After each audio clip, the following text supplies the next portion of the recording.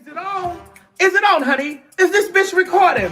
What's up, YouTube land, Twitter land, Instagram, Snapchat, Grindr, Swift, and all that other shit? This is your girl, T.S. Madison, and I'm coming to you loud, live, and in color with a very special announcement. Are you trying to get your business seen around the world? Are you trying to get those unique impressions? Is there a specific demographic that you're looking to reach? Well, look no further, honey. I'm your girl. We're currently running specials for our sponsorship packages that will boost your business. Email me at booktsmadison@gmail.com. Advertise with us today. See you soon. Bye.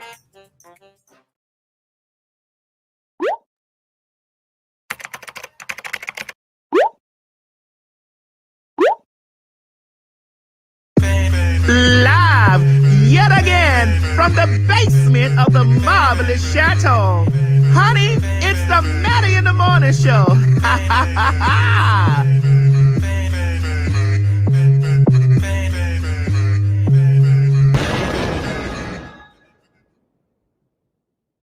Maddie in the morning, Maddie in the morning, Maddie in the morning, Maddie in the morning, Maddie in the morning, Maddie in the morning, Maddie in the morning. What?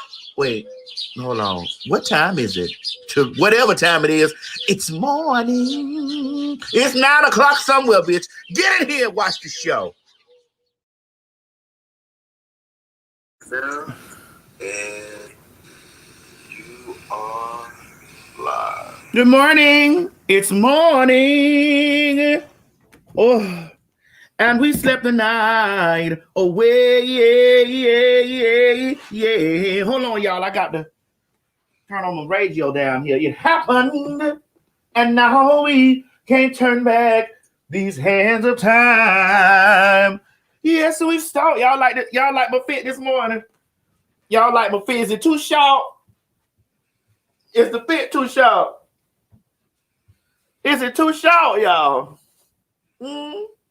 Yes, we've stolen this moment, and we forgot to face one simple fact. We both belong to someone else as we slept the night away. As we lay, child. Listen, Mo, we laid. Well, no, we didn't lay last night, but I laid and you laid. Now listen, y'all. Now listen, we're gonna have to start a whole GoFundMe.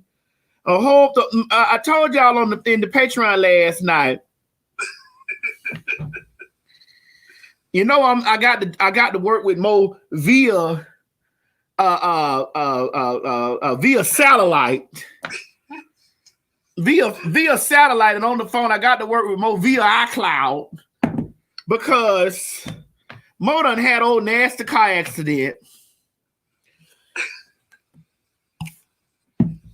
Mo had on his chocolate, and I told Mo about having wearing them fucking chocolates to work, some slide like a bitch, wearing the motherfucking slide. Nigga put some tennis shoes on your feet. You was a man.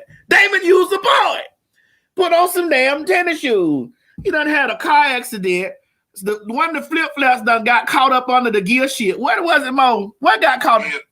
You're right. The flip-flop got caught under the gear. And then yeah. Listen, you African niggas can't be around the street with your feet hanging out the window and driving at the same time. Feet hanging out the window, driving at the same time, hit a wall, caught and flipped over 137 times, and couldn't find the phone. Listen now, couldn't find his phone, and when he found the phone, the bitch was in the engine. I get up the other day, and I say, well, damn, who is this strange? What is this strange that's texting me? It was a strange situation. You know, Mo got one of them long-ass Egyptian names, child. Hamout. Well, one of them long-ass Egyptian name, Hamout. And I'm like, who the fuck is this calling me from Afghanistan somewhere? It's Mo messaging me from his email address and telling me, Mo, Maddie, I done been in a car accident. So we got to help Mo out. We got to send Mo $1 or $2.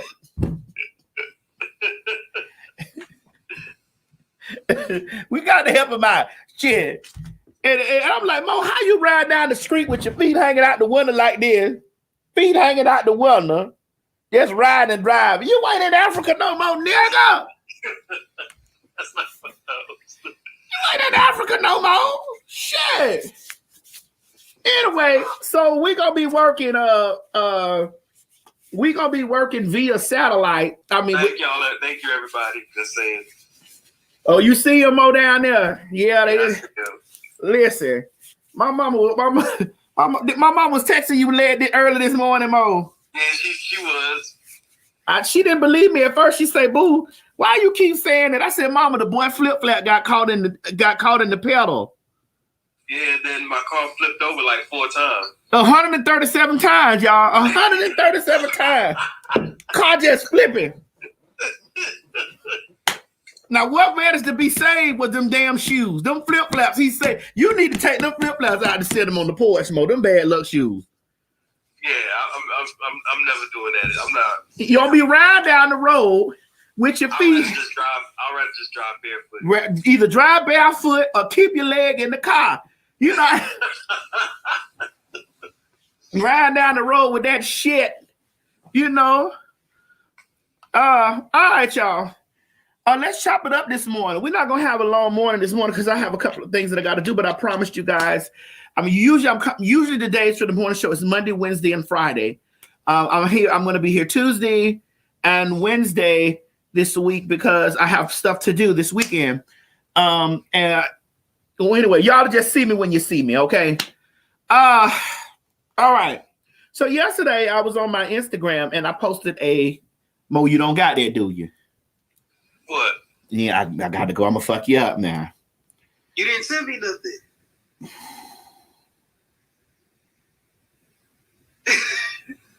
I know you can see me, Mo. I'm gonna fuck you up now. Goddamn it. See you. I know you can see me. I know you can see me because you via satellite and you looking at me. I'm gonna fuck you up now. Goddamn it. I got to send it over here to myself. Now, Mo, that's why I don't like doing the remote shows. I don't like doing that stuff. That's why I didn't really like when you was running the damn show from Africa. I didn't like that shit.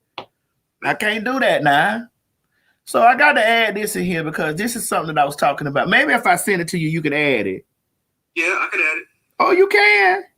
Yeah, just send it to my email and then I'll still be able to do it. Oh, I sent it to your text message. I forgot you working from I can still do it. From your satellite. From the satellite. Don't worry, I still got you. Well, while Mo getting that together, you know, we gonna have this thing together the better tomorrow, Mo. Yes, we will.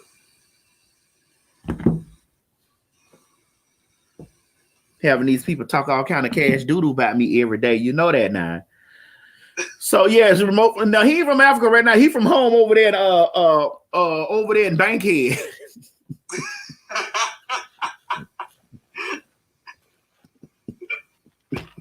Don't do me like that, Maddie. Don't do me like that. Mo over there live from Bankhead, y'all.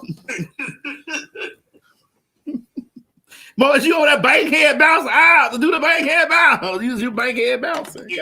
I'm doing it, but you can't see it. Listen, I can feel it though in the spirit. I can feel it. We gonna get it and then we gonna add it to the situation and stuff like that.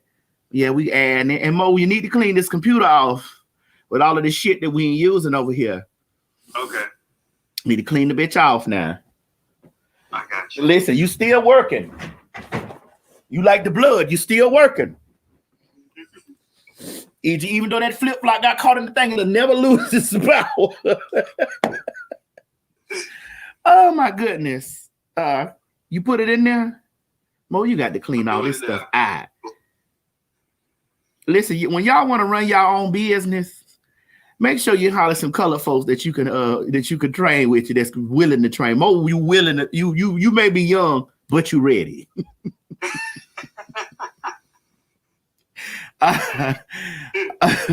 Oh my dear God. All right. So there we go. So it's in there. It's in there. All right. So we're gonna scroll down here.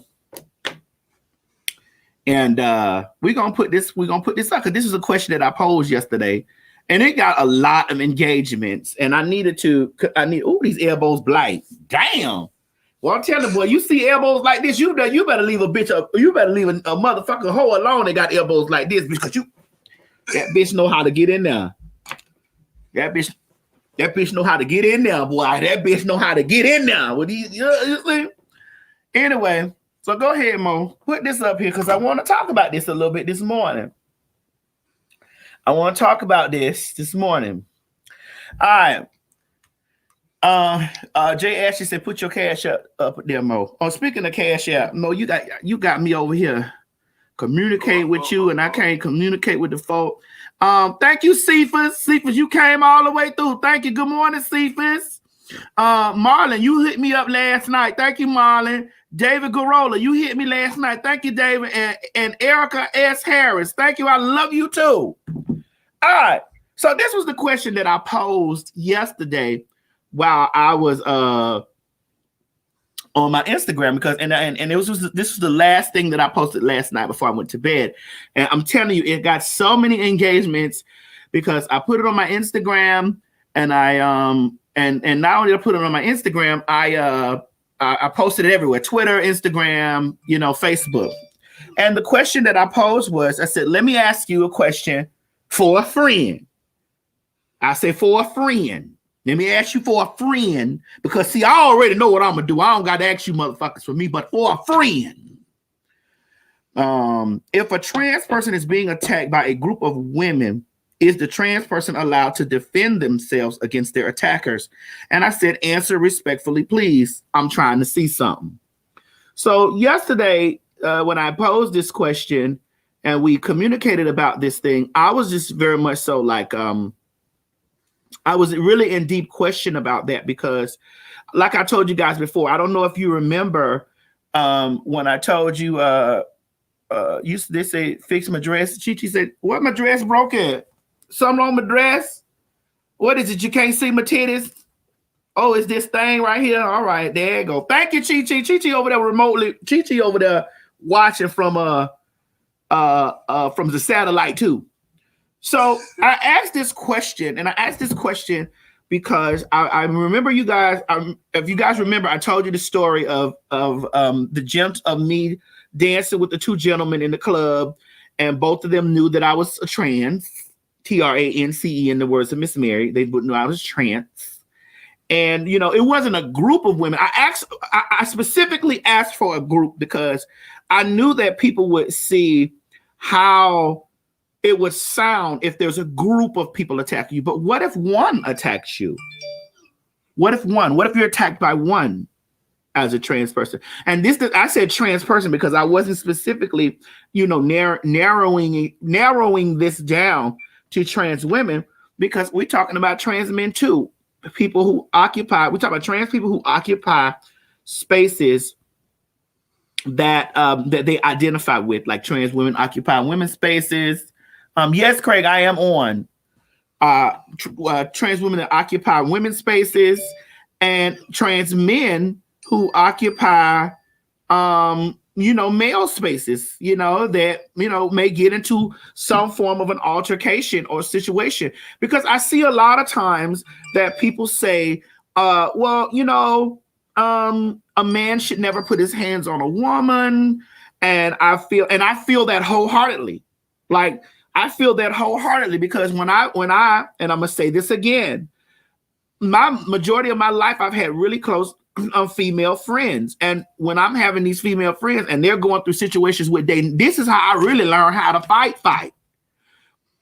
defending me, and also defending my girlfriends who was in abusive relationships with men, was knocking them hoes the fuck out, and I'm over there windmilling with they pussy ass because, bitch, fuck nigga, you ain't finna be having your hands on my motherfucking friend, bitch. You ain't finna be putting your hands on my friend. You get what I'm saying? Like, I had to, these were spaces that I had to occupy as a queen. So my thing is, I remember me telling that story to you guys about when I was in the club and I was dancing with the gentleman and the girl walked, the two gentlemen, and the girl walked over there and she said, why are you dancing on that man? And the man said to her, and this didn't even come from my mouth. The man said to her, why are you hating on her because she look better than you? And this bitch commenced to shoving me. Because I asked, like, girl, we good over here. Why you coming over being a hate? That bitch shoved me.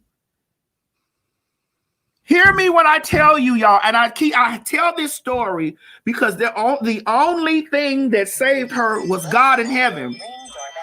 The bitch shoved me so hard.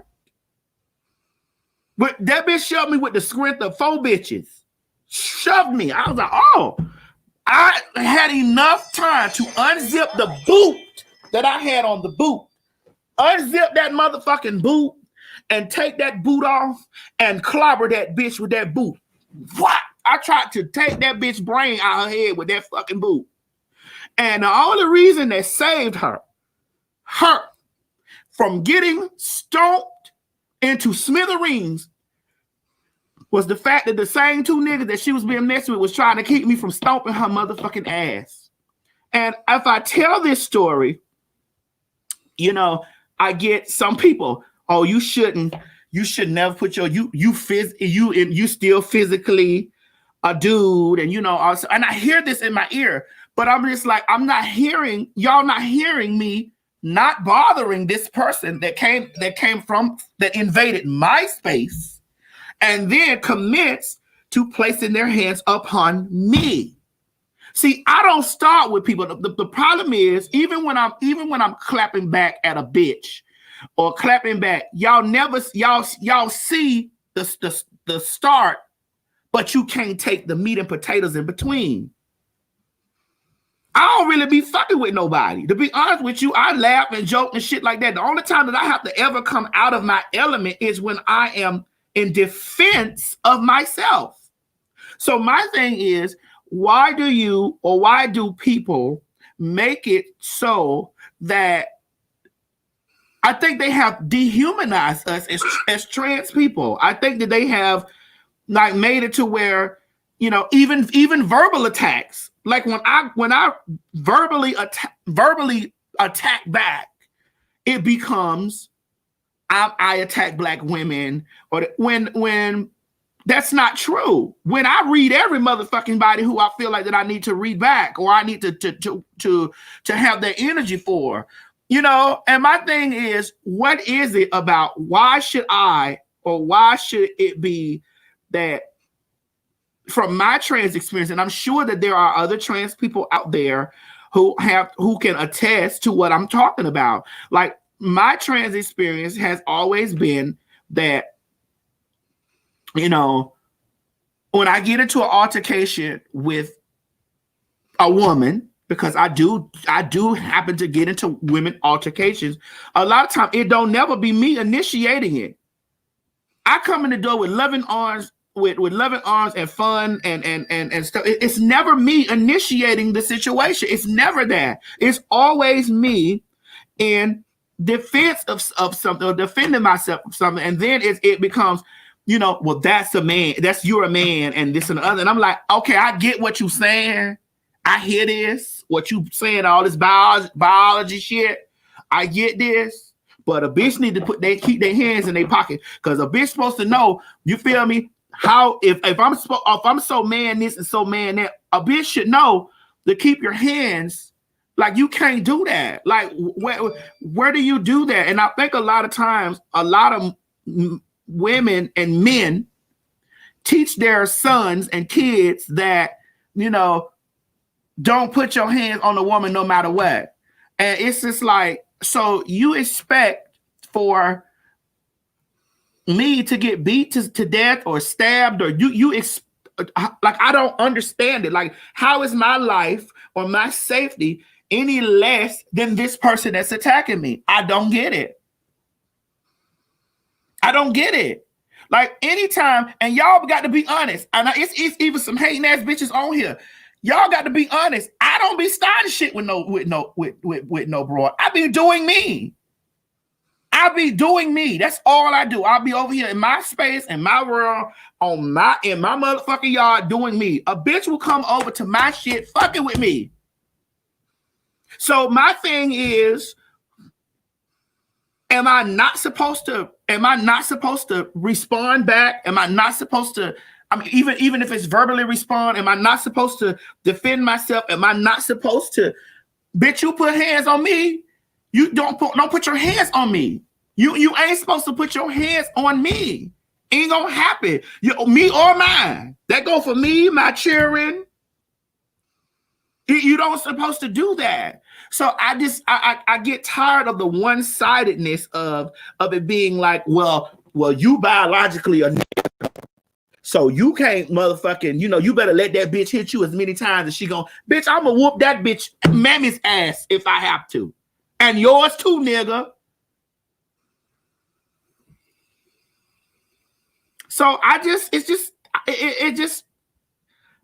don't get it. Because when that girl was in my space, when I'm in my space, occupying my space, dancing with two niggas, it bothered her. It bothered her. She was bothered. Her.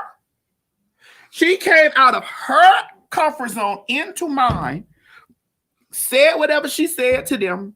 I told her, damn, girl, like, I'm doing me. This bitch took the script of every bitch that she was kin to and shoved me. My human reaction, I walked that bitch in the head with that motherfucking boot. And then my next thing, because I couldn't really do the damage that I wanted to do, because bitch, you shoved me. You shoved me. I was gonna put so much work in on that bitch. That bitch. I was gonna put some work in on that bitch.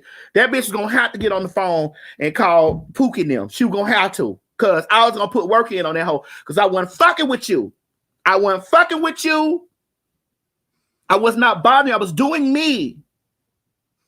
And when I'm not bothering with somebody, and when I'm not, the instigator, because I'm usually never.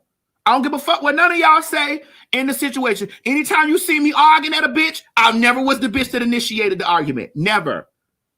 Never. I've never been the person that has initiated it. Never, ever, ever, ever, ever. You can look around, bitch, and you'll see I ain't never been the bitch that threw the first blow. Never. I've always been the bitch that have to defend myself. So, and this is why it upsets me when people try to spin this narrative and say, well, TS don't like black women, or TS, wants to fight black women, or can't, or don't like black women, or don't like women. I'm like, nigga, bitch, do you not understand how I had to learn how to have hands? I had to learn how to have hands and get hands because I'm defending where real niggas supposedly ain't supposed, like, where niggas supposed to be defending the black woman. I've been motherfucking defending them against the niggas, fighting they men. There are so many gays and so many trans people who have friends, women friends, who they have had to protect them from their own man, their own nigga that they fucking every day. So that's just what I'm saying. That's just, and it just baffles me. And whatever. Craig, you done came in the room. Come on. What's up, Craig? Good morning. Did you hear what I was talking about? I did. And I wanted to add to what you just said. Not only have gay men been there to protect women against their man, but gay men have been there to help women raise their children, raise their boys, because the man, the father, has been absent. So let's not forget that. Craig, you always come in here and you always start this shit, dog. Listen, I got to keep it honest. It's the truth. You always coming in here and you always shaking the table up. You always, and it's not right. And I got to go through this shit down the street now. It's the truth. Now, listen. Good morning, everybody. How you guys doing? Listen, I just woke up, girl. We were over there on Madison's Patreon at 3-4 in the morning. So I had to go brush my teeth. Yes, but Craig, you know, you come in here, you start this shit, and here we go. And then you leave, and you a gay man. You don't get it half as bad as I do. And I think you don't get it as bad as I do because first of all, and we just being real this morning. We're just being real this morning. Mm-hmm. They don't want to respect me occupying the woman's space. Right. They know that you don't occupy the woman's space. You're a gay man. And see, people, and this is what people don't understand when it comes with the gay people. Yes, there are times that people will accept a gay masculine man and this and the other, or a masculine-esque man, or even a femme gay, because they don't have to tap the dude on the shoulder to say, you know what that is. You get what I'm saying? But in the way that you sometimes have that, you know, friction with women, sometimes it's the same way that gay men have with straight men. It's the same thing. You know what I'm saying? It's about their own insecurity. Like, I never understood why a straight man was intimidated by a gay man, especially one that's openly gay. And I see how you go with this shit. Don't come in here using these words intimidate. Don't do that, man. You know, and come in here doing that, man. Don't come over here using intimidation word. I don't got time for this shit all week. Don't do this. And you know, and the thing is I've said before, I remember being younger. Now this has been long ago now, but when I was younger and I would go into the barbershop, because the barbershop is the place where it can be very uncomfortable for a gay man, whether you can pass or whether you can't. And oftentimes when I was younger, I had issues looking straight men in the eyes when I was talking to them. And I think eye contact is very important. And I would always feel a way about looking them right in their eyes. Like if I was talking to them, I would kind of like look around the room and talk, because I didn't want them to think that I was, you know, trying to talk to them through my eyes or seduce them through my eyes. But then once I got to a point in my own growth, it was just like, fuck that. I'm going to look you right in your eyes when I'm talking to you, because that's what I do when I talk to anybody. And if your masculinity is just that fragile, then that has nothing to do with me. That has everything to do. Somebody wrote down there and said fragile femininity. Absolutely. I just want to tell my story, and I don't want to be into that shit all week long, Craig. I don't want to do it. Right. Because when you start using word intimidation, insecure coming from my mouth, it becomes a hostile environment after that. You a man, you will never be, bitch. There's no way that I could ever be intimidated by you, bitch. You want to be, you know. So I really, because I don't. But it's the root of it, because what else is it? I don't know. I do not understand. I don't know. What else would it be? I don't know. And then it's like when you have conversations, like let's remove sexuality and identity and gender identity out of it. Let's remove it out of the way. Okay. Let's move it out of the way. And let's say jealousy. See, as far as jealous of being there, jealousy, I'm using the root, like a person that says, I don't have much. Why are they jealous of me? And I don't have a lot of things, but they still like, you know what I'm saying? Like you don't necessarily have to have a lot for people to just be jealous of what you have. The little bit that you have might be, you know. So I moved that out of the way, and I wanted to use that as some type of example, because then when you go back to it and you like, listen, I know that I'm not. I know that this. I stand on the platform saying I fall under the woman umbrella with things under the woman. I'm not a female. Right. I know this, and I know this I know this already, you know. And I'm always saying, because I'm trans, like when there are a lot of trans that'll say, well, I'm a woman, I'm female. I ain't gonna say that because I'm not that. That's not me. I'm not no female. I know this. Right. And I'm proud to be trans. I'm proud to be exactly, you know, what I am. But my thing is, when you use words like, people think that when you say words like insecurity or intimidation, you thinking, well, there's no possible way that I could be insecure or intimidated by you, because you're what I want. You are. I'm what you want to be. Well, you know, you want to be. And it's just like, I get what you're trying to say, but ma'am, if I walk in the room and there's tension and I didn't do anything to you, Right. There's some root there. There's some problem there. If I come in the room and there's tension, if there's tension when I come in, just like I gave the example of that story where that lady, she was over it. I was minding my business with these two men having my good time. This woman came out of her space because it bothered her. She tapped on their shoulder and she said, "Why is you dancing with that man?" That's the story you're talking about when in Florida. Yes. Why are you dancing with that man? And the men said to her, "You get what I'm saying? Like, what you mad? You jealous because she looked better than you?"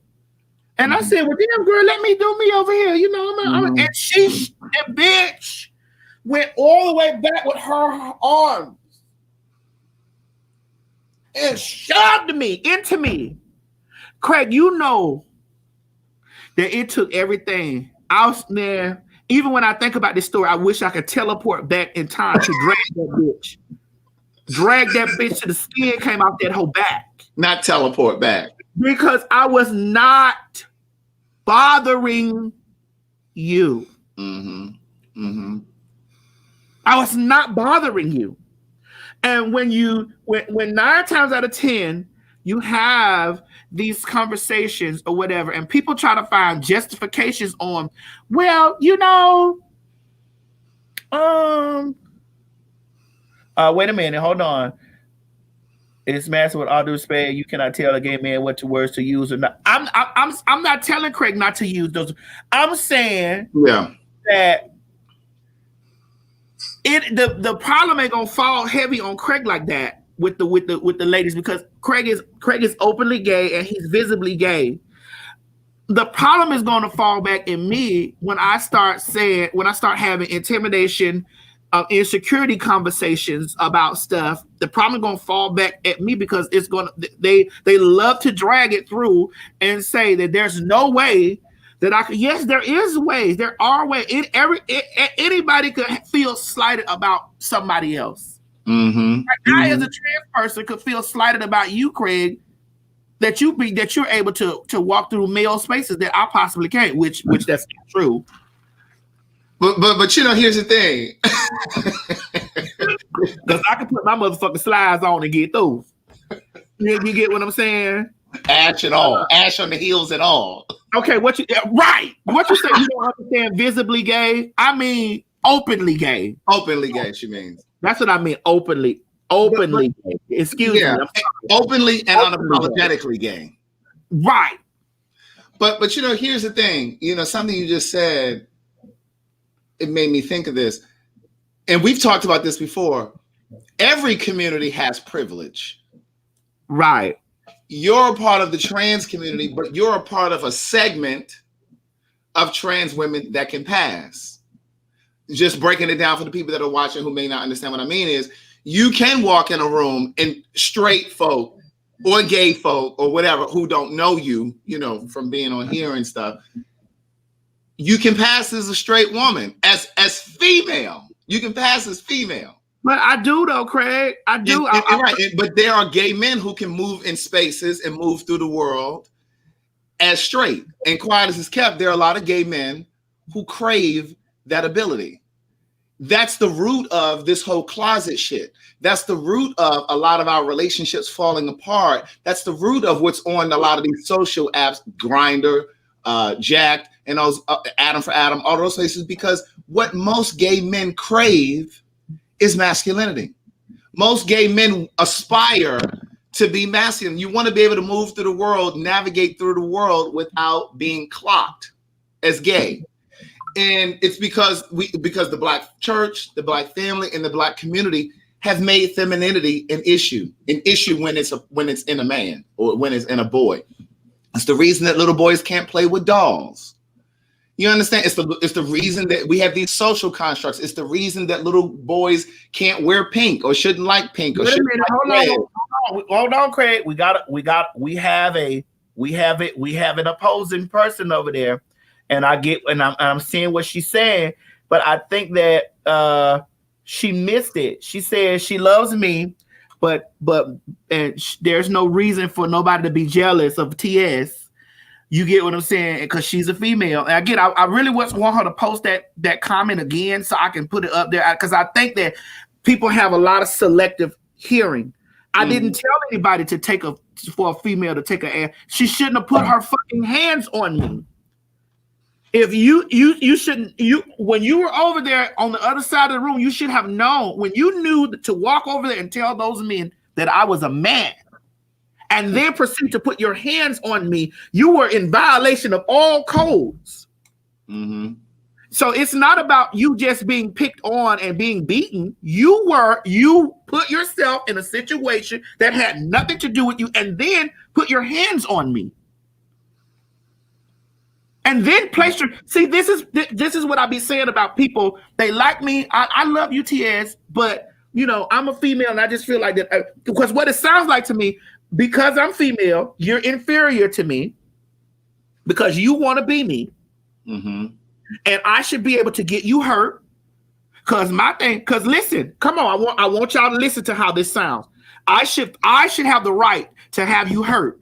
So I'm gonna go tell those two men that could, if they didn't know that, so they could have beat and drug you in the club, and because they knew what you were, because I confirmed to them they knew what you were, because they won't hit you, I'm going to. Mm-hmm. So let's not sit here and act as if that, let's not sit here and act as if I was the instigator of this situation. And then take it in a personal space and say, well, I'm a female and I feel like that I'm not going to sit here and condone no TS putting their hands on the woman. Then here's where you need to get the mental click in yourself. Do not walk from over here on this side of the room and come over here because you feel in your spirit that I had no business being involved with those two men. Nothing. You are a man and you have no business dancing or being involved with men. Mm-hmm. And because I've told them what you are, and they did not react the way the normal men supposed to, because it's normal. They want it to be normal for men bashing and beating a trans person. Because you didn't act that way, I now am going to put my hands on you. So at what point in this excuse that you're making, and you may love me, but you just got to put your thought in them just like this. At what point was I, the TS, not the victim in this situation? Mm-hmm. Mm-hmm. At what point was I the aggressor here? At what point was I'm the person that deserved any of that? At what point? At what place and point? Mm-hmm. Let me add Chi-Chi on here because Chi-Chi got a bunch of stories. Because Chi-Chi is a flamboyant gay. Hey, Chi-Chi. What's up? Girl, she came in with her brows up. Fuck you, Craig. She came in with her brows up, but she want to call you. My thing, when you posted that the other day, I said that I was talking about that Monday. My thing is, like, it's not, at the end of the day, even though you is a trans person, you supposed to defend yourself, bitch, regardless whoever put their motherfucking hands on you. And if I was in that club, when that hoe would have did that, we would have whooped that hoe together. Listen, it would have been because I'm quite sure that bitch was with a group of friends, and I'd have ran into all them, because it's just like what are you like? You had no business. Like I didn't touch you. I wasn't an aggressive person I don't even know you. You done came all the way over here and you violated a space that I was occupying. You violated a space and you put your hand. Here's when people not listening to, they hear my reaction. They're not listening to the action. The action is broad. You put your hands on me. You put your hands on me. On me. I wasn't fucking with you. I don't know you. You were so tell me, if it wasn't jealousy or if it wasn't intimidation, what was it? What caused the person to come across the room? What caused that? What made her step outside of? I'm making y'all think this morning because I know a lot of y'all don't want to think. Y'all just want to know. And I'm making you think this morning. What caused her to come out of the space over? Because I'm over here in my space enjoying and doing me. What was the disturbance? What was the disturbance that in the force, in the spirit, what was it that caused her to cross, like Monica, cross the oceans for you, for two niggas that you don't know from a can of paint? You don't know these two niggas from a can of paint. What made you cross from or disturb you from in the club? Bitch, we in the club doing this. Why did you stop doing that to come over here in my space to tell these two gentlemen that I was a man? And because they did not react the way that you did, you felt the need to put your hands on me. There ain't no way that you can make any of that. There's no way. And if you find some justification in that, you don't see me as human. Right. If you find any justification in that, you do not see me as a human being. I think that she probably was insecurity. I think that she probably seen you. She probably clocked your teeth, came over there to let the men know that you were a man. The men didn't give her the reaction that she wanted, so she took it upon herself to attack you. Because majority of the time that we get in situations because the lady feels some type of way about us.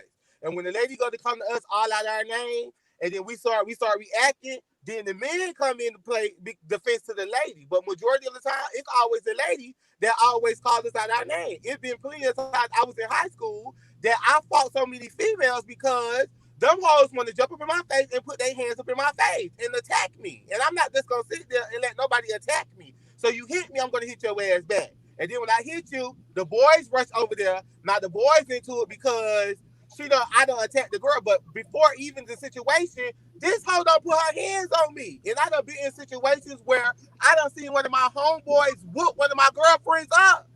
And as soon as I was finna slap me a hoe down, he jumped to the hoe defense. Oh, bro, you can't hit that girl. Fuck, nigga, you just beat your girlfriend up. So what makes it any different? What's the difference? It's no different. What the difference is because they dehumanize us as gay and trans people. They just do. And you come to the point where now it's just like that day when you was coming out of Walmart and them girls tried to hit you with their car. Right. You remember that? Right. They tried to run you over with your car because you was switching coming across the street. And when I told the story, they spin this people. I saw people taking little pieces of the story and they spinning around and saying he always talking about how he want to beat up women. No, that is not. I'm not. What I'm telling you is, bitch, you got me fucked up. Right. Somebody has taught these people, females and men alike. Somebody has taught these people and this is why nobody wants to be associated with the term gay or with the word gay, because it's inferiority. It's right. Being inferior. It's being weak. You're weak. You know, you're able to be like anybody could. Soon as they say, "Oh, I'm going to get my cousin Ray," nigga, listen. How many times have we seen Ray come over there and get his ass from the punks? We know. From the queens, we know. How many times we done seen Ray come over there and get his jaw wide up for jumping in some shit that this bitch done started? Speak on it now. I'm with you. How many times we done seen Ray and come over there and now they want to go get guns and pistols when all you need to do is tell, hey, stay in your lane, shawty. Stay in your lane. If them punks over there, I'm getting into y'all turn. If them punks over there ain't bothering with you, what is you doing? Right. And just like me and you was in public and we was minding our business and the boy called me a faggot and you like, girl, what's going on? My thing is, I done been in several places. One day I was walking in Kroger, minding my own business, and I know that I'm Sam. So when I have my shades on, I block out all the shit that's around me because I know that I'm flam, and I know by me being flam, a bitch gonna feel some type of way about me. I'm walking in motherfucking I'm walking in Kroger, minding my business. It was a boy and his little brother. As soon as I walk in Kroger, the boy said, "Oh my God, I'm sick of these faggots." I turned around, fuck nigga, mind your business. I ain't do nothing to you. What's the problem? What is the problem? And see, here's the thing that black people need to understand. When they do that to you or to you, it's no different than white folks walking around calling folk niggas. It ain't no different than these white women carrying on the way that they are, these white men. It's the same thing. And I done been in situations where I'm at work. I was working at I was working at Burlington Coat Factory. A woman got upset with me and called me out my name. Called me all type of faggots. Oh, you mad because you want a real pussy and this and all of these things.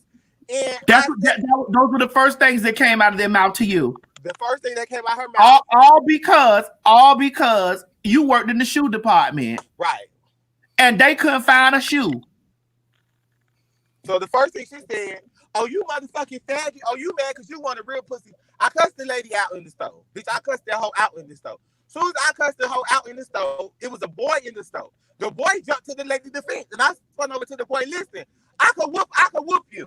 I can't put my hands on this old ass lady, but I'm gonna fuck you up. Don't put no gasoline already on the fire because you don't know what's going on, and you only jumping to her defense because she's a woman. Had that hoe would have jumped in my face, I was gonna knock that hoe out, and I wouldn't give a fuck. I don't give a fuck, and I'm just being real because at the end of the day, the reason the women always call us faggots and trans and punks. Some men do it, but it be more so women. And then when we jump to the fence to cuss them hoes out, that's when the men jump to the fence for them. It can't be like that. I'm always like called faggots and punks by women and men. But when I put on my shades, I try to block all that out because I know that I'm a flam. I know that I'm a flamboyant punk. You get what I'm saying? So I try to, bitch, not out, but sometimes you can't help it. But this is why Chi and Craig, this is for me. I used to always be in Chi-Chi's ear saying, and he just now starting to listen to his mama. But I used to always be in Chi-Chi's ear saying, Chi-Chi, stop going out there looking for jobs in customer service and looking for jobs working with the public because you kind of flamey. You kind of flamey gay, and you're gonna always be met with faggot. You're gonna always be met with that, and if you're not prepared to absorb that and handle that in a way, you don't need to work with customer service. You're not gonna work. You're not gonna be able to handle customer service. And I have always tried to steer him from working in any job that opens himself up to him for that. I'm like, you can't do that. Yeah. Somebody said they feel like that it's a learned behavior. Do you feel that way, Craig? Just like racism. I think it is learned. You know what I mean? But at what point does it stop? When we start bashing people? Like what point? What point? Because when you made that post yesterday, you had a valid post. Because I had just did a motivational video talking about what you said in your video, and I was like, damn. When I seen you post it, I was like, that's really most people want. I just don't get it. But that was just me having a valid question because right. if they would have answered with, well, that's the female. It's just like.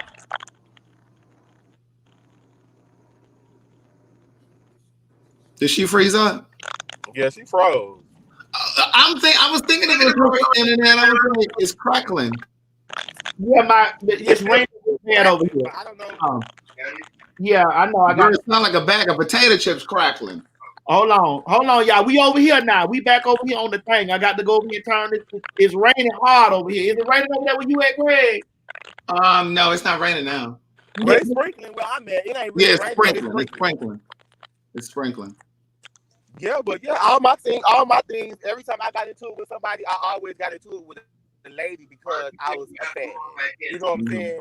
And it always was a problem. And like I tell my women, I love my women who stick up for their gay men. You know what I'm saying? I love the women that do that.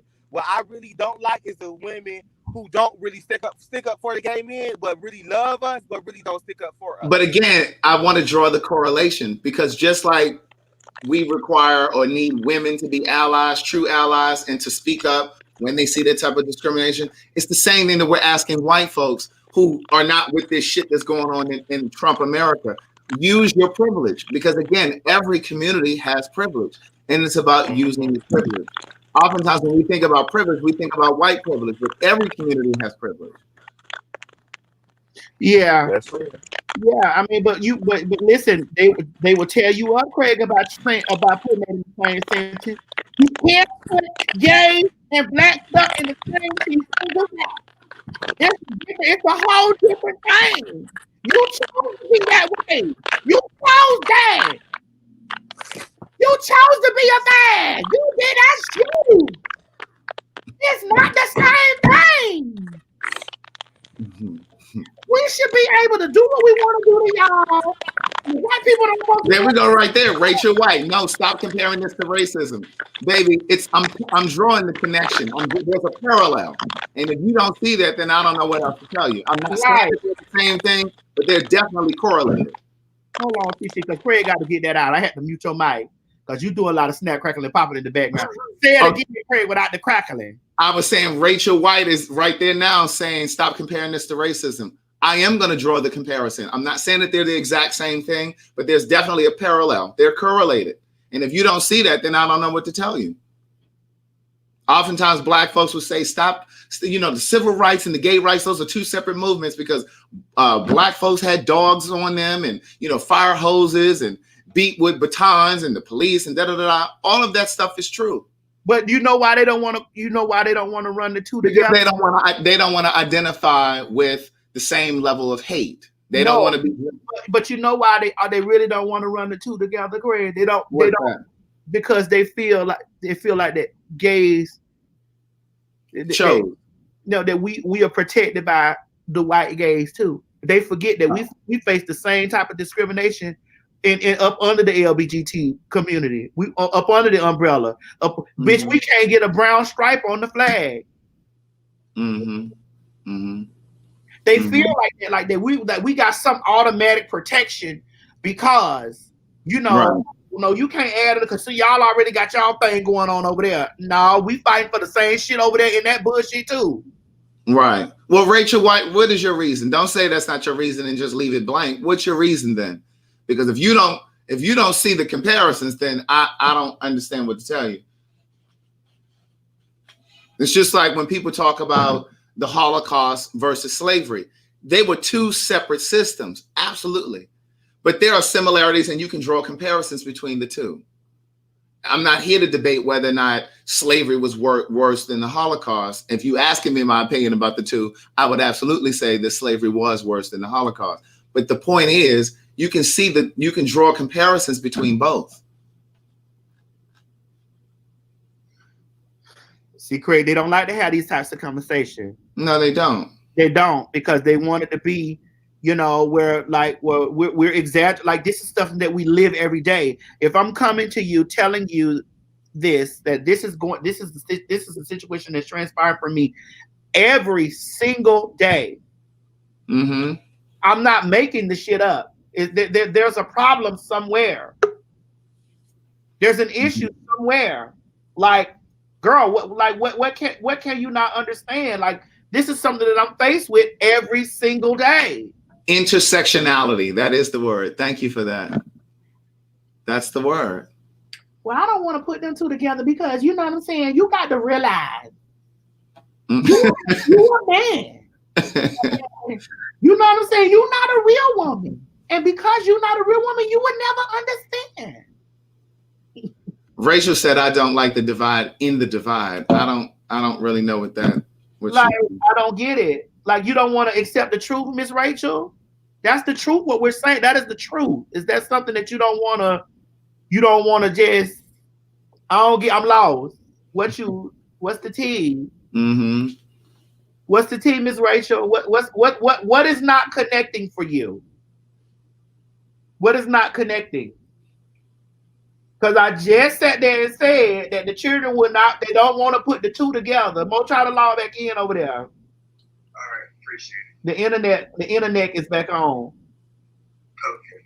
And Mo, you gonna have to do something out of car because I ain't with this bullshit around here now. Mo, get her to put you in an Uber. So I'm doing no more Ubers now, bitch. Y'all Uber days is done. Well, I got a broomstick now, A bitch. broomstick you with you, bitch. You can get on here. You got a bread knob and a broomstick. Just fly over here. Yeah, but you know, people they don't want to hear that, Craig. And it's like it's imperative that we have these types of conversations because it makes you think. And you know, and just to add to that, I'll give you another correlation. It's just like in films like The Blind Side. Remember that movie with Sandra Bullock, and she was raising a little young black boy. He was on the football team, and you see it in Hidden Figures with Taraji, Janelle Monáe, and my girl Octavia Spencer. There were things that they put in Hidden Figures that didn't actually happen. Like, for example, remember she was the one who did the math, and you know they were able to send the space shuttle out. In the movie, they had Kevin Costner bring the lady in. They had him bring in Taraji's character to watch it because she wasn't allowed in that control room. But that never really happened. That didn't really happen, and it's called white hope. And they put that whole idea of white hope in these films because, and I read an article about this, and they were saying because they don't want white folks of today to think that white folks were really that evil, that there weren't white folks that didn't have some level of compassion. And the article said it didn't want white folks of today, or they wanted white folks of today to think when seeing little kindness or acts of kindness like that, they wanted them to believe that I would have been that kind of white person. I wouldn't have been one of the ones that was with all the other shit. I would have been that kind of white person. So it kind of pacifies their ego. And it's the same thing with black folks and with this whole gay and straight thing. Tell me, give me an example. Well, you know, like my girl Rachel here, who's like, well, no, that's not the same thing. I don't see it that way. Or the ones who say to you, well, what did she do? What did this trans girl do? What did she do to get killed? What did she do to get beat up? Or Madison, you know, she was the female. You shouldn't have wanted to bash her. It was okay for her to push you and shove you. And it was okay for her to tell those men, you know, that what you were, because she wanted to make sure that they knew to bash you because this is what she really wanted this to happen to you so that she could stand back and watch and be like, see, Pop, that's what you get for not being, you ain't no real woman, bitch. You ain't real. That's what you get, bitch. She wanted to stand around. Just like we watched the other day, we watched those people when those trans women were robbed and knocked out. We watched those people stand around and watch. With their phone and record it. And laugh and taunt. Right. We watched them do it. We watched this with our eyes. We watch men do it. We watch women do it. We saw this with our eyes. We watched it. And by us watching it, you know, the examples out there, like, girl, this is the shit that be going on. It's just being just like these black men getting killed. This ain't new. It's not new. It's just being publicized now because they're capturing this shit on the cell phone. We've been telling y'all this shit that's going on. But when we tell y'all shit like this, you know, you go and you try to find that little area. But did you tell them what you was? Did they know? Ain't nobody just walking up to y'all doing this to y'all. Nobody's doing that. You like, really? Mm-hmm. Ain't nobody just hitting y'all because y'all gay. Nobody doing that. Those are lies. And I'm sitting here telling you the story of me minding my business and a bitch came over here trying me. Ain't nobody doing that. No, that's not. No. You know, y'all punks be doing stuff. That's what be going. That's why y'all be going through. Cause y'all punks be doing. All we be doing is occupying space. Mm-hmm. It's the lack of wanting us to occupy space. They don't want us to occupy spaces. And Courtney asked, somebody named Courtney just asked, well, what can we do to help? It's the same thing that we're asking white folks to do to help. Speak up, say something, do something. And so it's just like if you're in the barbershop, because it happens a lot in the barbershops, because gay boys go get their hair cut. And when you see the barbers snickering after the gay boy leaves out of the shop or while the gay boy is in the shop, then check their asses. Stop supporting them. The same way that you would combat racism, you do the same thing in these instances. Right. But you know, Craig, let's take it even deeper. Let's put the knife even deeper in. You ready to put the knife even deeper in? Mm-hmm. We the gays and the fags and the trans, we got to stop helping that shit too. Absolutely. Because we be right there on the side, we be helping it. Because I told you a story before on here. I used to go to a barbershop and it was a little femme guy who used to come in and get his hair cut. And this was before like boys really were, like gay boys were really wearing like women's clothes from top to bottom, like walking around in the street. He would wear like a woman's leather jacket, but he would still have on, you know, and he was a real slim guy. And he would go into the barbershop and, you know, once he left the barbershop, they would just laugh and cut up and, you know, and just talk about him. And a lot of times gay boys will sit in there and won't say a word. And at that time, I was one of those gay boys. I didn't participate in the fodder. I didn't do that. But the fact that I stood by and I said nothing, I was just as complicit. Now, Richard White says, so again, it goes both ways. Yes, it goes both ways. So my barber and I, we would talk about it being wrong. And, you know, you shouldn't be doing that for customers, for paying customers. You know, these are people who are coming in paying. But if that should happen today, oh, I would absolutely say something about it today. It's no different than the gay boys who sit in church.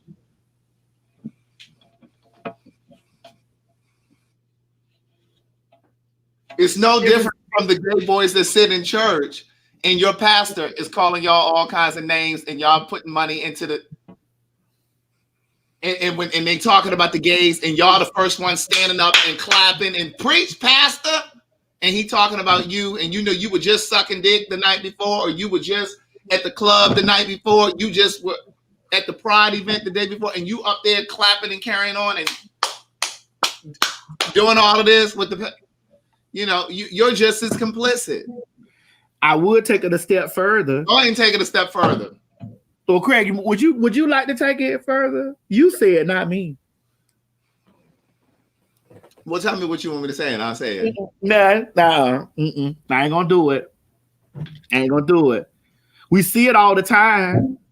Every time a bitch fag bashing somewhere, y'all be right there helping her. Yeah. Oh, yeah. You know, you all are supporting you gays that support these women that talk about the gays, and you all up under there bandwagoning. But here's the thing: I'm not gonna sit up here and act like that. I wasn't a part of that too, and it was because I felt safe. But right. when the safety net came down, I understood that I was all those things that was projected on the outside. I was all those things. The moment that the safety net comes down, you are all those things. And the kids who live for Kim Burrell. Oh, but she really can sing. She's a vocal beast. She said all this hateful shit. She spews all of this vitriol. And y'all still standing for Kim Burrell. You know, so you're a part of it, but it's your own internalized homophobia. So maybe you just don't know.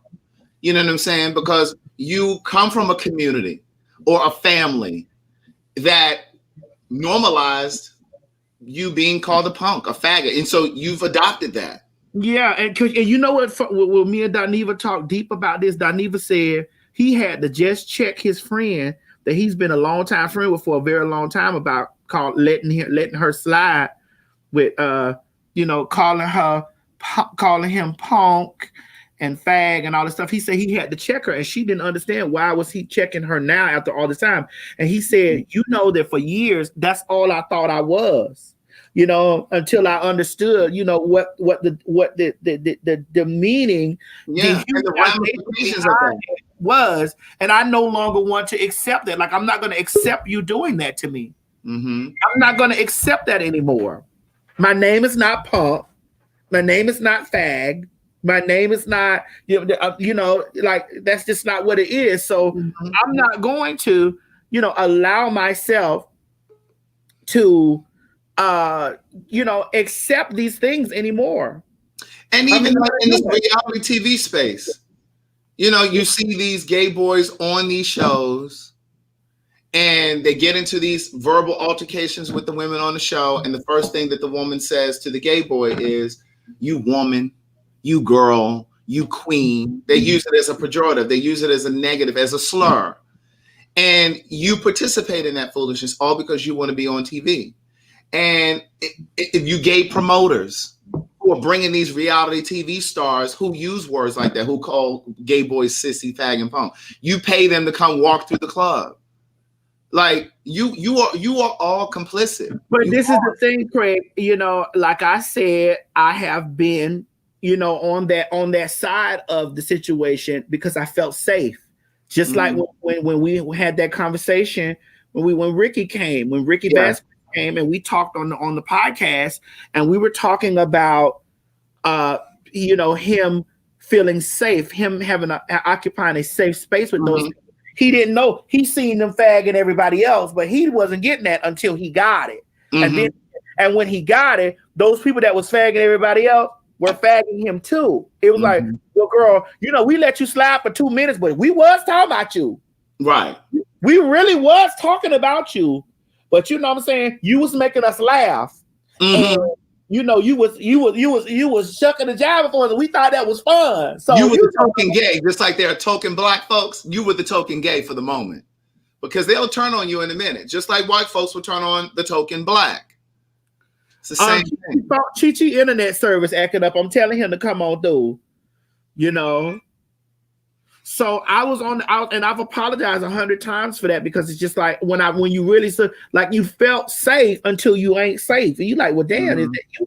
So you really did feel these ways about me all the entirety of the time. Like you felt this way. Like this is how you really felt this way. And it's one of those things that you have to really be like, whoa, when it really hit you in the mug, you really have to be like, wow. Right. You truly did. I truly was fag, and I have HIV, and all of these things. This is truly this is how you, because if those are the first, if those are the first go-to things, this is where it was. Right. Like, we've all if you are into an altercation with anyone, or you have a discussion on a deep level with someone whose mind is not really into a space, and you conversate, they're gonna say, well, the majority of things I know about gays is that they molest children. Pedophiles. They're pedophiles. They pedophiles. They confused. They have AIDS. All of them. You understand what I'm saying? Because when you're growing up and people telling you, oh, you better not be gay because all gay is gonna get AIDS. Am I right or wrong? Yeah, well, that was why I came into this community thinking that, and why so many gay men come into the community thinking that if you're gay, that HIV is part and parcel of being gay, that at some point that's going to become your reality. We're conditioned to think that. And I really do think that there is a crop of gay men who have subconsciously gotten the virus because somewhere in their mind they thought they were going to get it anyway. Like I dated a guy, and this is really not intended to be a plug, but in my first book, I talk about this guy that I fell in love with. It was the very first guy that I dated that found out he was HIV positive. And he said to me in one of our conversations, he said, well, I think we all believe that we're going to get it at some point. I said, no, I've never thought that. But that it changed my perspective, because I know that because so many gay men sit in churches where they say that being gay is an abomination and you're going to get AIDS and this, that, and the third. And you got families and mothers and fathers who tell their kids they're going to get AIDS, and you come from the Black community and they tell you that. There are some who believe that. And I think that subconsciously, and I've had people tell me this, they go out on this sex spree trying to acquire the virus because it's like, I just need to get it so I can get it over with, so I can just kind of just catch my breath and just be relieved, because it's like you spend all this time trying to avoid it, and then it's just like, well, let me just get it so I don't have to worry about it. I've had people say that. For those who think that I for those who may think that I don't know what I'm talking about, Google the term bug chasing. Yeah, no, I've heard that. Bug chasing is a real thing. There are gay men who have actually gone out trying to get the virus. It's called bug chasing. Google it if you don't believe it.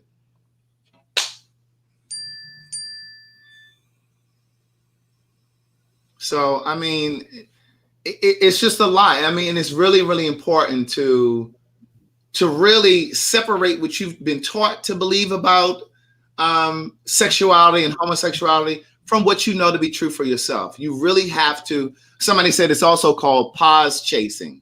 So it's bug chasing formally, but it's also known as pause chasing. Somebody named, I think it said Lashandra. She said she watched a documentary on bug chasing. Oh, somebody put it's just like gifting. I'm looking at the comments over here. Yes.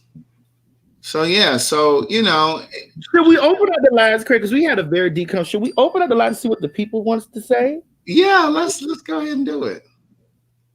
Are you ready for all that? I'm ready.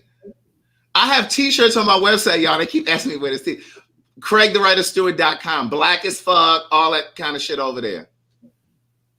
I don't know, because YouTube was acting like they didn't want me to put the chat. They was like, let me see. I see the link, man. You see it? Uh-huh. Somebody is asking, what's the documentary called? The one that you saw on bug chasing. I don't know what it's called. I never knew there was a documentary, but can you type in the name of the documentary? We're gonna only open up the chat for the last few minutes of the show, and then we're gonna be out of here. You know what I thought we were gonna talk about this morning? What? Pastor. Oh no, that's tomorrow. Oh, okay. Because I'm gonna reach out to the children. I was poised and ready for that chat. Yeah, okay. Oh, they coming in, Craig. God damn, they coming in this morning. And we want to hear from some people who don't agree with us too. That's fine. Yeah. Hey Darius, how you doing? Hey Queen Maddie. Hey Mr. Craig the Writer Stewart. What's going on? Very interesting topic. I know for myself, particularly when you started talking about barbershops and church. I have been throughout my life. I have been in situations like that, being in spaces where let's take the barbershop. The barbers love to crack jokes about gay people. For people that are not gay, they love to talk about gay people so much. And I would be in spaces in barbershops where they would do that. And I would just sit there and, and just be like, wow, this is so weird to me. All you heterosexual men love to talk about gay people. Like, they talk about gay so much. In church, the same thing. For people that we preach love, and we teach that in the churches that everyone has sin. We were born into sin. That's what we were taught, and that we all deserve the love of Jesus Christ, except when it comes to that particular sin. Then they go to laying you out, condemning you, and I think on some levels, I believe that I was traumatized on some level growing up in church, because I grew up in the Southern Missionary Baptist Church, where they taught fire and brimstone. You were going to hell if you were gay. There was no redemption. There was no do-over. That was the ultimate sin. And when you are a young, and I don't even like the word gay no more. I tend to try to use more so now same gender loving, or if you feel that you're same gender loving, or you have feelings that are different from what you see around you, you don't have a space in which to talk to people or which to express it. And I think that's part of the reason why so many same gender loving men wind up contracting diseases. I said, for one, a lot of us were repressed most of our lives. We couldn't be who we wanted to be. And therefore, for example, we didn't learn how to date. Growing up, I didn't learn how to date because I was busy hiding. I didn't know what it was to date somebody or to court them, as the older folks used to say. All I knew was sneaking around, trying to get a nut, just to be honest. And let me add this to what you were saying just now, because I talk about this too in my first book. Most of us act on the feelings before we really accept and own the feelings. You know what I'm saying? We give ourselves permission to even be gay. You know what I'm saying? Because it's like you're in the closet, you suppress the feelings, but then you act on the sexuality part. You act on the sex, but you haven't really given yourself, you haven't even reconciled in your mind that it's okay to have those feelings. But here you are out here trying to bust a nut, trying to get a nut. And so what happens is oftentimes we're moving in and out of relationships, if you will, but we still haven't given ourselves permission to feel what we feel. And so you're trying to figure it out while you're in a relationship. And that's why a lot of times the relationships feel so complex. They seem to move so quickly. They seem to end just as quickly because you really haven't, dealt with the psychology behind the feelings that you have. Okay, exactly. Hold on, Darius. Hold on. Let me get someone else really quick. Hold on. Solo Culture, hello. How are you? I'm well. How are you guys this morning? Good morning.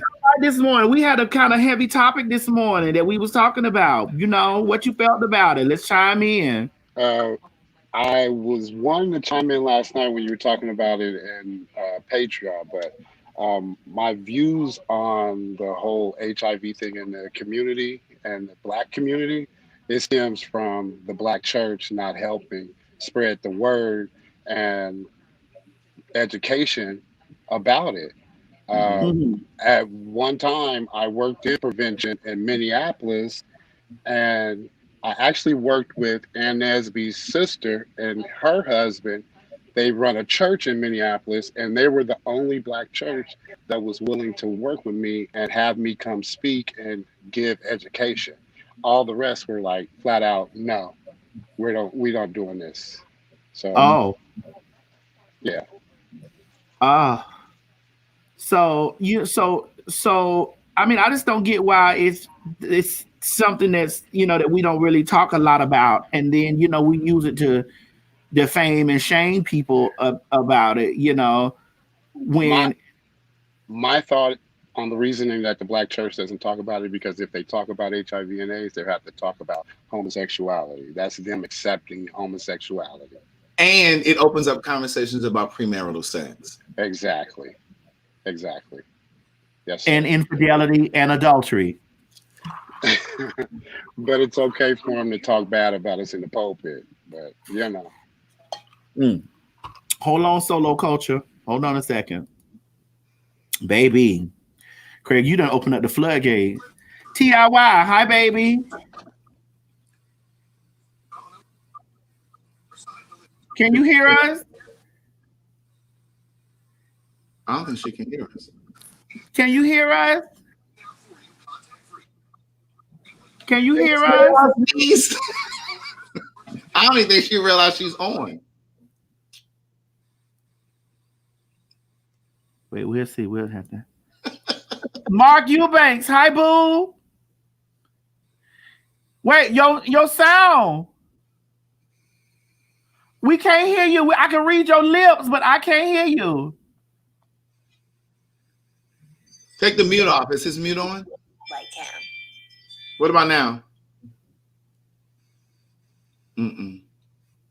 Go out and come back in. Okay. Go out and come back in. Yeah, go out and then come back in. And come back in. Okay. Hey, Bijan. What's up, y'all? How y'all doing? Good morning. Let's add to it. So, my takeaway from the whole thing, or the whole experience is, I definitely agree a lot with what Darius was saying. Growing up in the Black church and just being told on many Sundays and Easter Sundays that, what you're doing or the feelings that you're having inside of you as a young Black gay boy are wrong. They should be put aside. They should be prayed out. They should be, ostracized or whatever you want to call it. But I was able to, go to a different church and the family, it was a family church, and they were very loving. And Shayla, I'm not gonna go there with you. I'm not gonna go there with you, Shayla. But they were a very loving church and a loving family, and they allowed for me to be myself. But because of what I heard from other churches that we would visit, I was ashamed.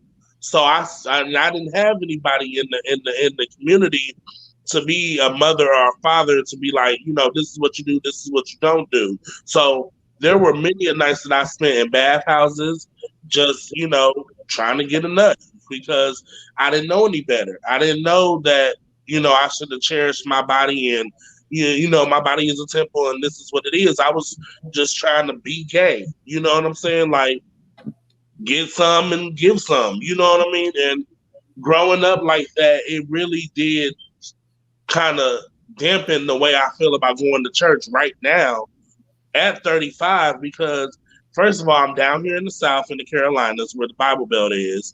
And it's like, even though my main goal is to go to church for fellowship and to get the word of God, if I'm going in there knowing or feeling that these people automatically are going to feel some type of way about me, it's gonna keep me away from that space.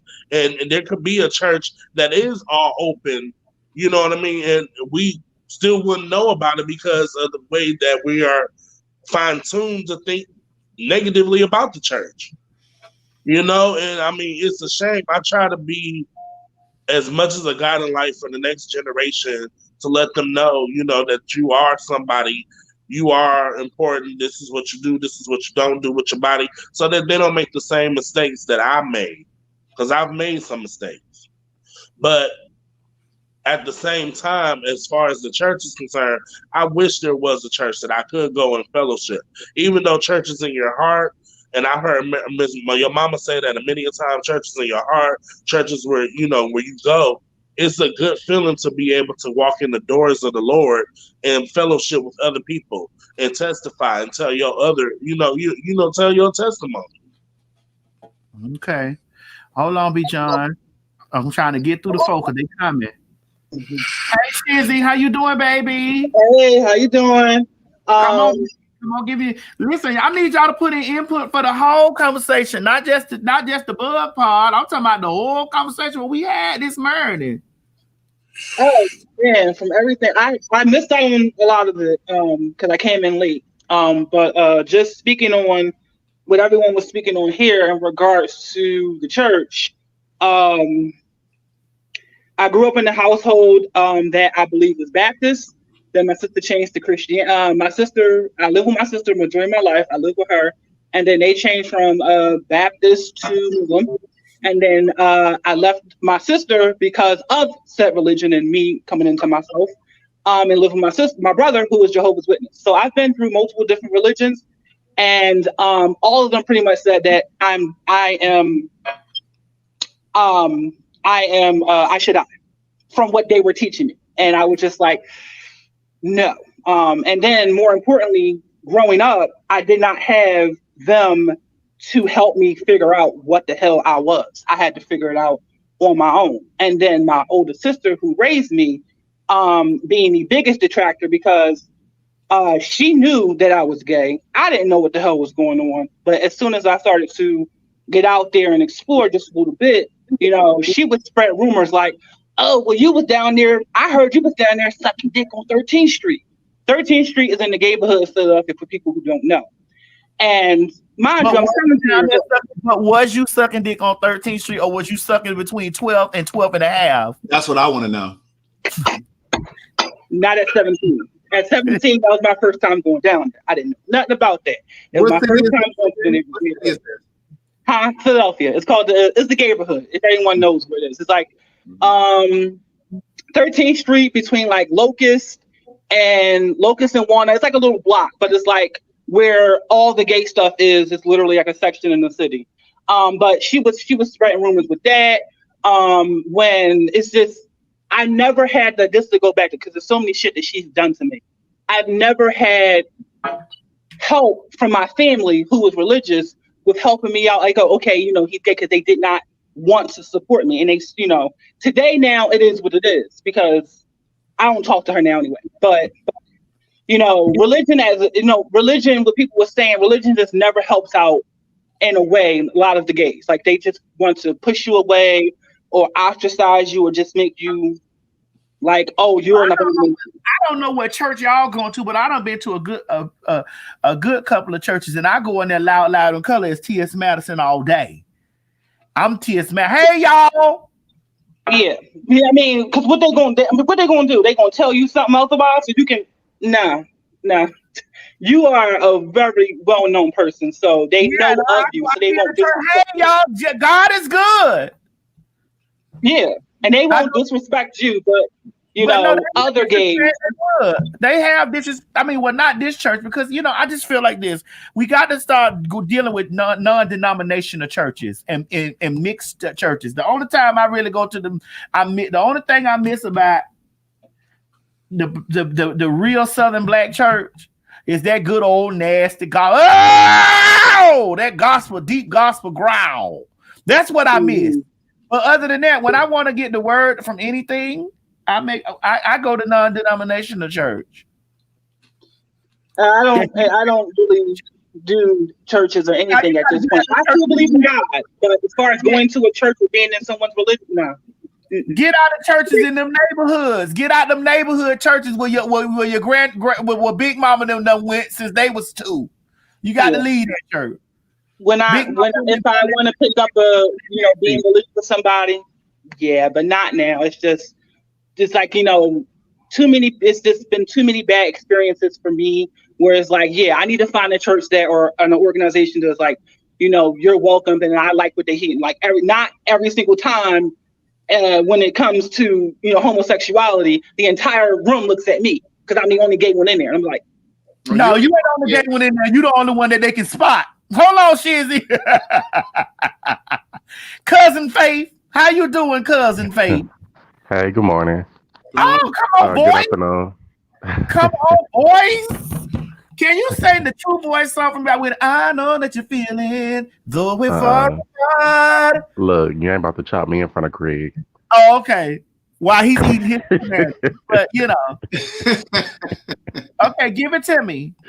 No, I wanted to hit on like 3 different topics with the church. I had to sit through a gay sermon, and I went to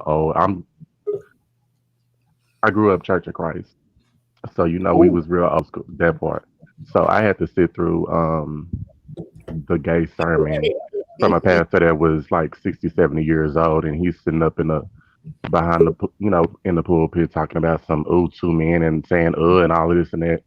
When I was real young, knowing that I myself was gay, so when you come up, knowing all of that, you're sitting there. That's why I commend, the younger generation, younger than me. They know they're living their truth earlier.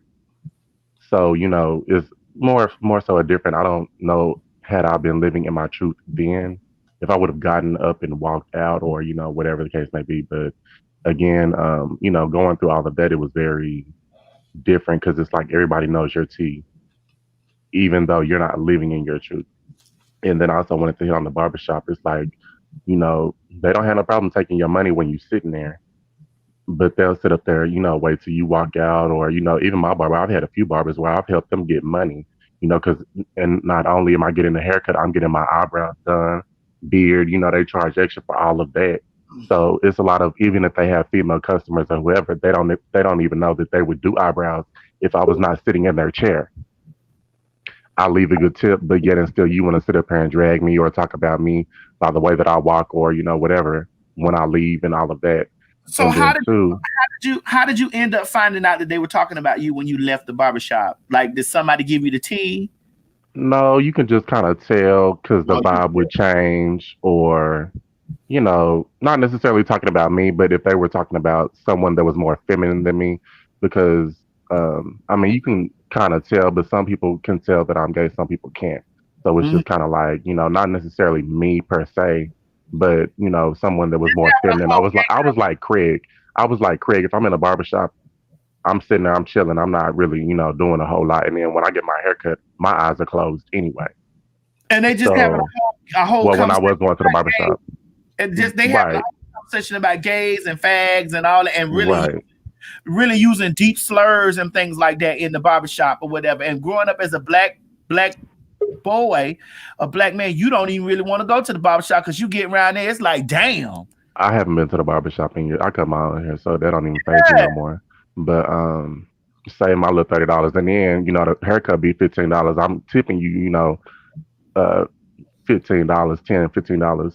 So I tip well. So it was really one, you making money off me, and I'm giving you business. 'Cause like I said, I had barbers that had female clients. But then again, I'm giving you more business because again, they may not know that you know how to arch your eyebrow or this and that. Because I was getting my eyebrows arched at the barbershop. Oh, well, So did any of the dicks get on your elbow by accident? I had a barber pop my hand one time because like I said, when I get my haircut. Yeah, I was just sitting there like when I get my haircut, my eyes are literally closed from the time you start fading me out in the back, from the time you doing my edge up. Because one, I'm not about to be looking in your eyes while you giving me an edge up. One, I don't want you getting locked into my eyes, and then two, I don't want you messing up my edge up. What he pop your hand for? Give me the tea. Because my hand, like Craig said, my hands was sitting on the armrest. I was just chilling, and I've always said like that. That wasn't the first time he's cut my hair, but I guess he felt some type of way, or he clocked my teeth, that I was gay or something. But And he thought you wanted to touch his dick. when I say he popped my hand, he popped the shit out of my hand, and I almost like he popped me to the point that we was about to fight. Like that's how hard he Now hold opened my eyes. Now let's take it back to the topic that let's go all the way. Let's bring this full circle. Now, Craig, if he tell this story right here, somebody gonna say that he was trying to grab that man dick. You know that now, right? Mm-hmm. Because he gay and he wrong. He want dick anyway. You get what I'm saying? Yeah. Now, had he pressed up against my hand, I wasn't gonna move my hand. Now see, there we go now. But that wasn't the reason why I did that. I always did that, and I've never had a dude do that before. So it was like, and like I said, that wasn't the first time he's cut my hand, and we never had an issue. Cut my hair, and that wasn't an issue before. So I was just like, the hell wrong with you? So it must have been a whole bunch of trays in there that was watching you while your eyes was closed. I have no idea. And then he proceeded to tell me. He proceeded to tell me after the fact. He was like, "Yeah," because I went in there again. Of course, he was my barber, so See, but hold on, let me stop you right there. See, that's what I'm talking about. See, you continue to support him. See, you could have found a new barber, right? There ain't no way in the world you're gonna mishandle me. Well, by that time, I already knew how to cut my own hair, but it was just like, he explained. He was just like, "Move your hand," and he kind of laughed it off, so it really wasn't like a big thing. But then he told me after the fact. That's why. Hold on. Let me finish. I'm gonna tell you. Let me finish. Let me finish. He told me that his brother. Hold on, cousin Faith. You said a moment ago that it got so bad that y'all almost got into a fight. Now you. No. I said he hit my hand. Is the way he hit my hand. I said the way as hard as he hit my hand, it made me like open my eyes, like damn, like. Because I didn't know why he popped my hand because my eyes were closed. I didn't know why he popped my hand. So when I opened my eyes, it was like, you getting defense mode, like you ready to swing. Mo, listen, I know you over there via satellite. Don't you pop my hand when I reach over and put these assets in the computer, nigga. No, but he later told me that his brother got down and his brother didn't know that he knew. So he went into a whole story about that and some more shit. So it was just that. Child, you shouldn't get that nigga no more money. Period. That's old. But again, so I wanted to move on to the HIV thing as well because when Craig was talking about the bug chasing, I am HIV positive, so I have had dudes hit me up on that type of situation as well, which I always thought was weird. I didn't even know that was a thing. Well, explain what you mean. Asking you to have sex raw because they trying to get infected or what? Oh, I want that pause ass and like just weird stuff like that. Or like even when I found out my status, it was very weird. You're already in an awkward position having to reveal your status to people. And then when you're in the moment of having intercourse, I've had dudes take the condom off in the middle or bust the condom on purpose and keep going. So it was just kind of awkward. And like, one thing, if they know, like, I understand that, like, I do like raw sex. That's why I don't have a lot of intercourse as it is already, because I'm not trying to even do all of that. But it's just weird when someone hits you up specifically. I'm undetectable, by the way, but it's still weird when people hit you up trying to, like, saying that as if it's a fetish or something. I believe it is for some. I But believe it is for like, some. I've had people say that, but I didn't know it was a thing until you just said that just now. Mm-hmm.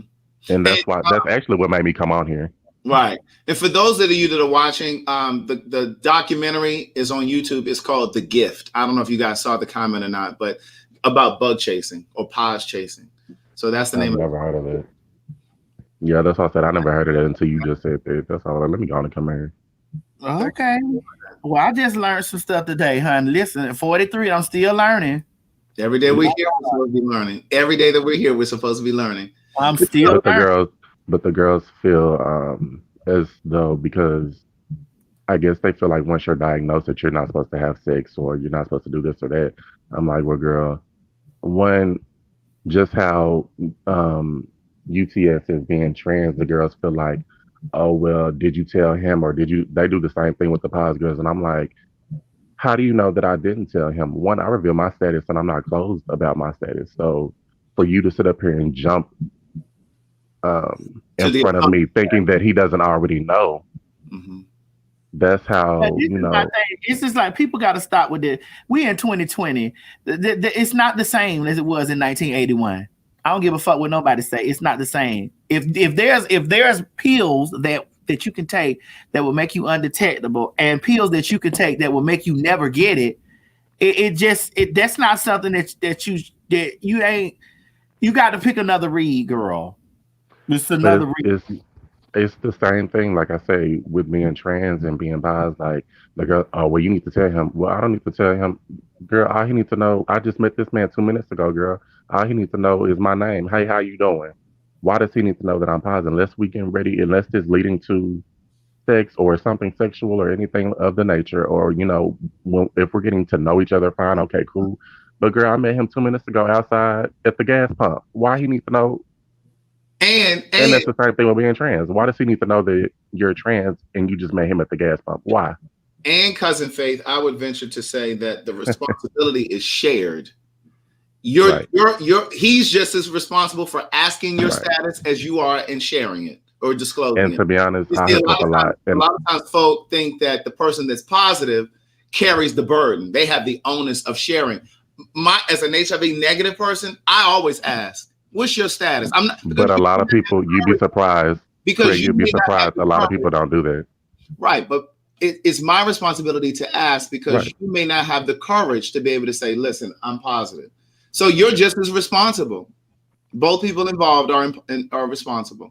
That's on my pages online, all of that. My status is known. I don't hide it. I have no reason to. Like I said, I hook up a lot. So if it comes down to it, a lot of people don't ask. They don't want to know. But they'll shade me for being honest and, putting my status out there. But the girls that don't have it posted, they don't ask. They just, oh, you want to fuck? Okay, let's go. But because I have my status posted, the girls will be, oh, well, girl, you this and you that and da-da-da. Like, okay, but you're not asking anybody else. Just because I have my status posted, you're going to go to the next square next to me and not even consider asking them, or even, you just see a cute face or, whatever else they showing, a headless profile. Vince S made a really good point. Let me jump in here. Vince S says, not according to the law. And he's absolutely right. Now, according to the law, depending on your state, it is against the law. If you know that you're HIV positive and you have sex with somebody, whether it's protected or not, and you don't disclose your status, you can be convicted. And so I don't know what other states there are like. It's depending on the state. They're trying to decriminalize that because they're saying that what's the difference if you were a person with herpes or syphilis and you don't disclose? Why only attach that type of punishment if you're HIV positive? And I know people are going to say, well, because with HIV, you can die, and that I get it, but they're trying to decriminalize. You don't die from HIV. You would die from things. You would die from AIDS. You know what I mean? But you would die. You gotta clear that up for these girls. But you know, it's like they're trying to remove that from that stigma, because they're saying that, you know, you're criminalizing people that are HIV positive. Okay. Yeah. All right. Thank you very much, Faith. You know, you came on, you shook the table. You done came and shook the table. As I usually do. Girl, you done shook the table, bitch. And Craig over there digging into the cover. We found out that you didn't really touch the dick, but you would if he would have let you. And you know, I mean, I'm not gonna turn it down. It's like somebody handing you $100. You're not gonna take it. All right. Well, thank you for coming. And let me grab my prices right now. Thank you, cousin, baby. Oh my goodness. Craig, he was shaking the table this morning. God damn. I wanted to add something he said reminded me of something else, and this is kind of not related to what he was saying, but I wanted to add this, and a lot of gay men may not like the fact that I'm going to say this, but remember he was saying something about not, you know, going to church and not feeling like he was deserving of love, or maybe it was Bijan saying it, not feeling like he was deserving of love. And I think a lot of gay men come into the gay community not knowing, feeling, or believing that they deserve love. And I think that's the reason why so many end up hooking up in bathhouses and sex parties, because you're looking for love through sex. And a lot of times people will say, well, no, men are just very sexual and they're just looking for sex. Yes, that happens. But I think on the deeper level, on a cellular level, on a soul level, I think a lot of men are looking for that love that they didn't get from their family. So I often say to parents who know that they have children that are gay or LGBTQ, I should say, and you abandon your children, oftentimes those kids go out into the world and they come into the gay community and they're looking for the love that you did not give them. And oftentimes those kids are just having a lot of random sex in parks or whatever. Craig, don't act like that you ain't never got down in the park and you is negative. No. My ministry was online. Mine was I was not one of the park children. I was not one of the park children. And look, and I'm not sharing. Come on. And Craig, stop being a narcissist right now and making this about you. I just want to chime in. Hold on, Tyler. Hold on. I got to being a narcissist right now. It's not about you. I got to clean this up. Hold on, Tyler. I was not one of the park children. And I'm not shading the girls that were at the parks or the bathhouses or the sex party. I was in the comfort of my home or the comfort of a stranger's home that I met online. That woman was over there fighting in Iraq. That woman was laying her life down for the country.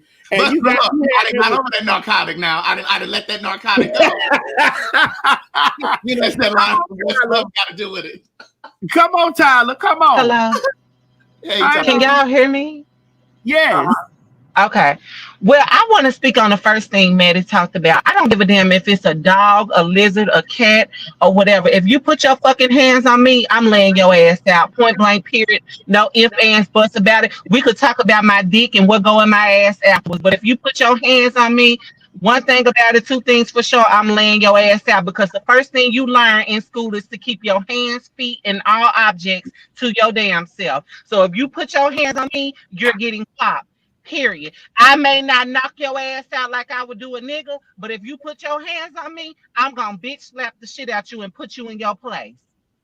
Secondly, when it comes to dating and being gay, I'm from Memphis, but I'm from a small country town outside of Memphis. I was the only gay person that was known in my community. So a lot of things that I learned from TV and seeing other people. So they're right. You don't know how to date. You don't know, certain things or whatever like that. And then I was always attracted to trade. I'm just now learning at the age of 28 that there are gay men that like feminine men, that are open to dating different type of. I had to unlearn everything I know, so I know it can be hard. But I think it does. It's not even the church. It starts with your family. Because for me, my family treated me like gold, so I was able to go home and not have to wonder on the internet or. But Tyler, may I ask a question? Mm-hmm. So, how did you learn that they're gay men? Because every gay man that I know, they looking for masculinity. Hey, hold on, answer that question. I gotta pee. Yes, gay men are looking for masculinity, but what I found out is I like just kind of like you have to get out of your environment and go out a little more, step outside of the norm of what you know, and you will find that there's people that are attracted or into everything that you are. It's not always you have to sneak and be with this person because at the age I am now, I don't got time for that. We're gonna be hand in hand and do what we do. I don't have time for that. But okay, you go, Craig. No, go ahead. But you have some gay people that, because for me, my biggest issue was it's never been me being gay. It's been me trying to tone down me being feminine. And to be honest, it was never with the outside world. It was with the gay community that made me feel so bad for being feminine, for having an ass that may be bigger than other people, or switching, or you got thighs, or you have, just certain things that you have going on. It was the gay community that made me feel bad for things like that. It was not the outside world. But now, as I'm getting older, I'm unlearning everything that I knew because I feel like hurt people. The gay community is so hurt that they do that. And what I have said before is we are a community comprised of broken hearts and wounded souls trying to have relationships with each other. Correct. And as I said at the top of this conversation, most of us, when we came into this community, because I don't use the word lifestyle, when we came into this community, most of us came in pretty broken, either by church, by the Black family. Why don't you use the word lifestyle, Craig? Why don't you use that?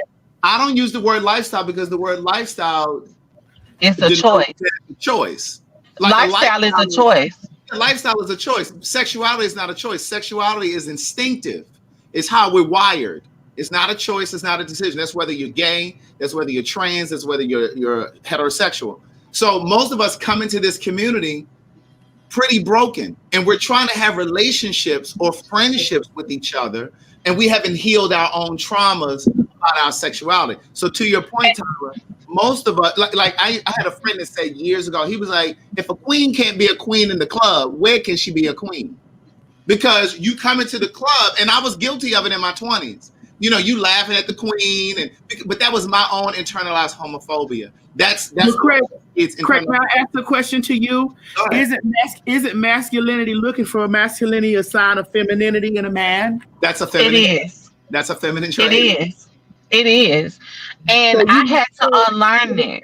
Mask. So when the mask for mask right on there must be mask, must be extremely mask. As if you're not. But not to be graphic, but as if you're not putting the deepest arch that you have in your back. So what are you looking for? Like, that's, to me, you bending over, busting it wide. You're doing the same thing that a femboy gonna do. So, I mean, we're all men. Do I have a preference? Yes. But my thing is, if I come across a feminine guy today and we vibe or whatever like that, I'm not gonna shut him out because he got a little sugar in his damn tank. Shit, I do too. I don't get it. And I had to unlearn that. And I had to unlearn just because I don't wear 15 pounds of makeup. I can't. Fuck me, bruh. Right. But behind closed doors, they're hitting. Why can't nobody be like, ooh, yeah, get this pussy. But Maddie, you know this. Behind closed doors, they're hitting up the trans girls and they're hitting up the femme boys. That's facts. But you don't want to be seen with us nowhere in public, but you hitting us up behind closed doors. And then another thing is I had to unlearn. I am feminine, but I don't wear a lot of makeup and things like that.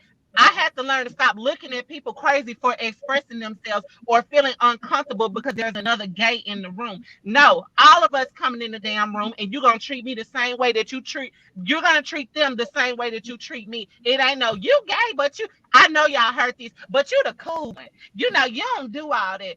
I don't give a fuck what he do. You ain't going to talk about me and you ain't going to talk about him because when I look at it, that's my brother and that's my sister. So you're not going to do that. If you accept me, you accept all. Which Tyler goes back to earlier in our conversation where we said that we felt safe. Yeah. And we felt safe in a safe space of like, well, they ain't talking about him. Because they talking about your ass too. They talking about you too. You being talked about too. They are. Hold on. Tyler, don't go nowhere. Hold on, because I'm gonna put us all of our. Okay, well, I do have to go because I got to get in here with my mom. I'll see y'all later. Thank y'all. Let me Bye. go. I'll see you tonight, bitch. Okay, bitch. Bye. Okay, bye.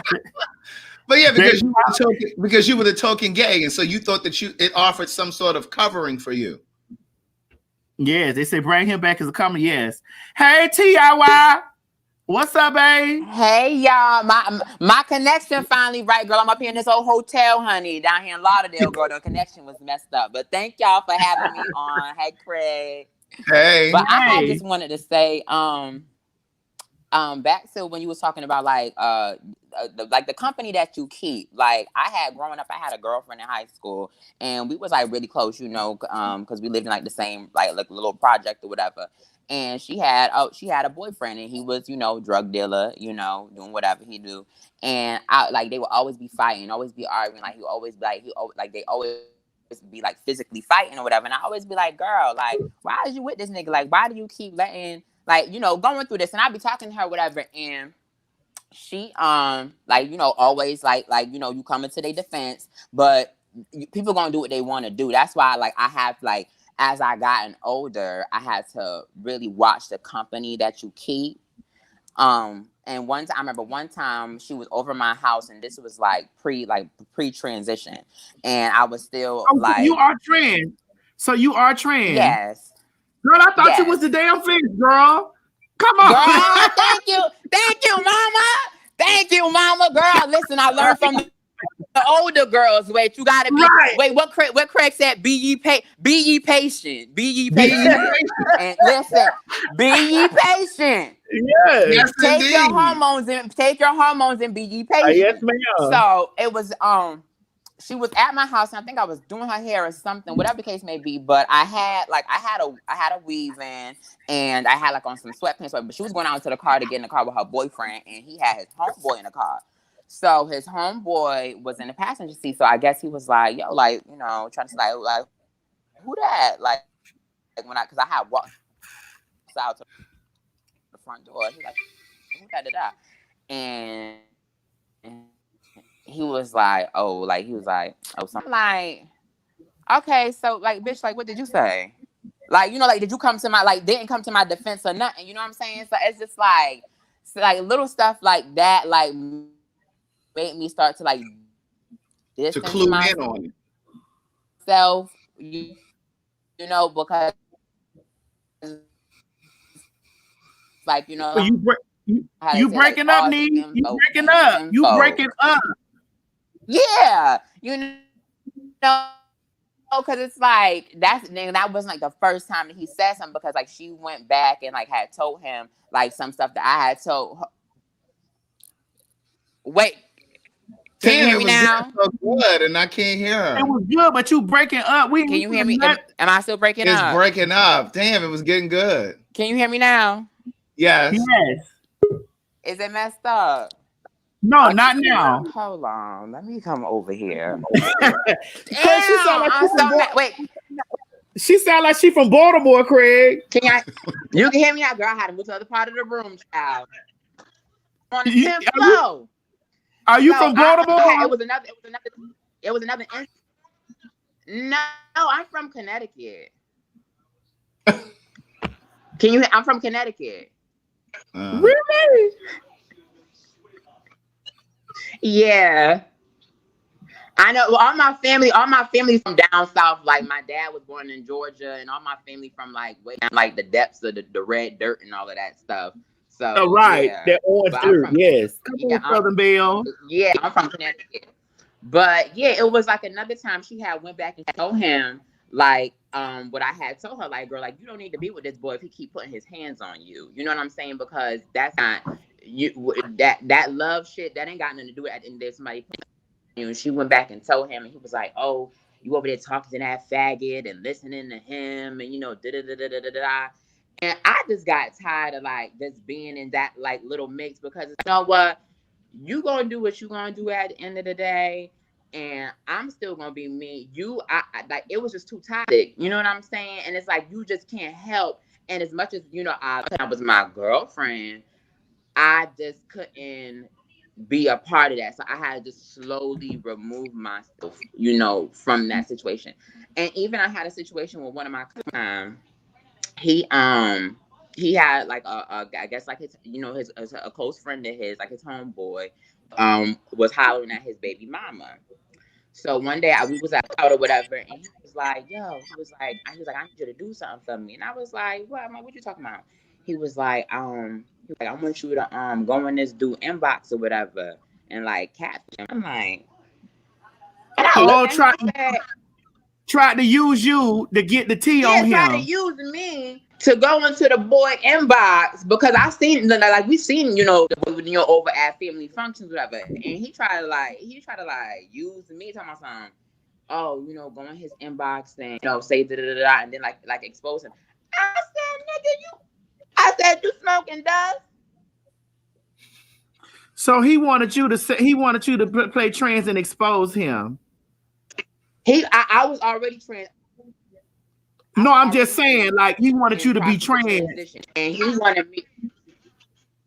Yep, and go into the boy inbox and basically, you know, get to talking to him, and then go and then, you know, post the comments and stuff. And that's how, you know, that's why I said you really just got to be careful. Even family, like just certain stuff. You know, he was one of the cousins. Like he'll be like, you know, he's like, "Yo, you the only person, you know, that I hang out with. Like I don't, I don't mess with, you know, I don't mess with gay. I don't mess with them folks, but you know, I fuck with you." And it be like, that don't add up, because it be like I'm who you can't just separate me. I'm a part of the community. You know what I'm saying? So it's like you can't just sit here and say you accept me and don't accept where I come from. You know what I'm saying? It's like Right, I'm a part. I'm your cousin, but I'm trans. I'm a part of the LGBT community. You can't just, you can't do that. And right, watch the company you keep, and just really like don't hang around no whole heap of people, because you end up in a pile of shit. Don't hang around no whole group of people. Don't go. I don't be out in like the hood. Like I have cousins that invite me out, to the hood cookouts and stuff. And I've been out in places and spaces, and people have tried to talk to me in certain spaces, and people who know me, like they see me in pre-transition, they see me come into that space and then go try to tip off like a dude that had came over and tried to talk to me, and go try to like tell them like, you know that used to be this yeah, right. I get it. person, I get it. whatever. Hey, Kind of like the story that I was like telling your earlier. situation. Yeah, I get it. Exactly, but they never approached me, but I've heard. But if they came back and they came back to me, and it's just be like, what be your purpose of? Because when I go out to the club, I don't talk to, I just sit there and I do my own thing. I don't be dancing upon no nigga, because I just don't be having time for the foolishness. But it be like, what be your purpose of going to try? If you see me turning a nigga down and rejecting him, why you want to go turn around and then just try to start a hoopla, start like ruckus in the club, like for what? And Right, I don't be right, because understanding. they I want don't you hurt.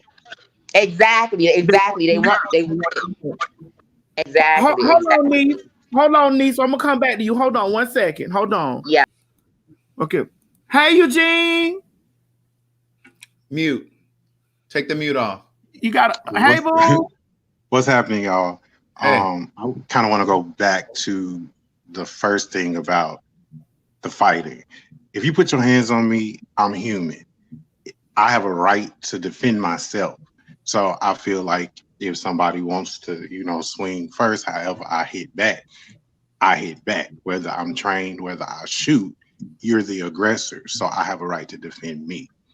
Going back to the kind of church thing a little bit, I kind of sense it. I kind of agree with everybody else, but I grew up as a kid without a father. So kind of tying in with the behaviors of abusive behaviors. My mother was in an abusive relationship. I did not have a father. I grew up fighting for my mother. So in fighting for my mother, I learned how to fight for her. In fighting for her, I at times started to fight or started a fight. So it's a learned behavior in some instances. I only could talk for myself.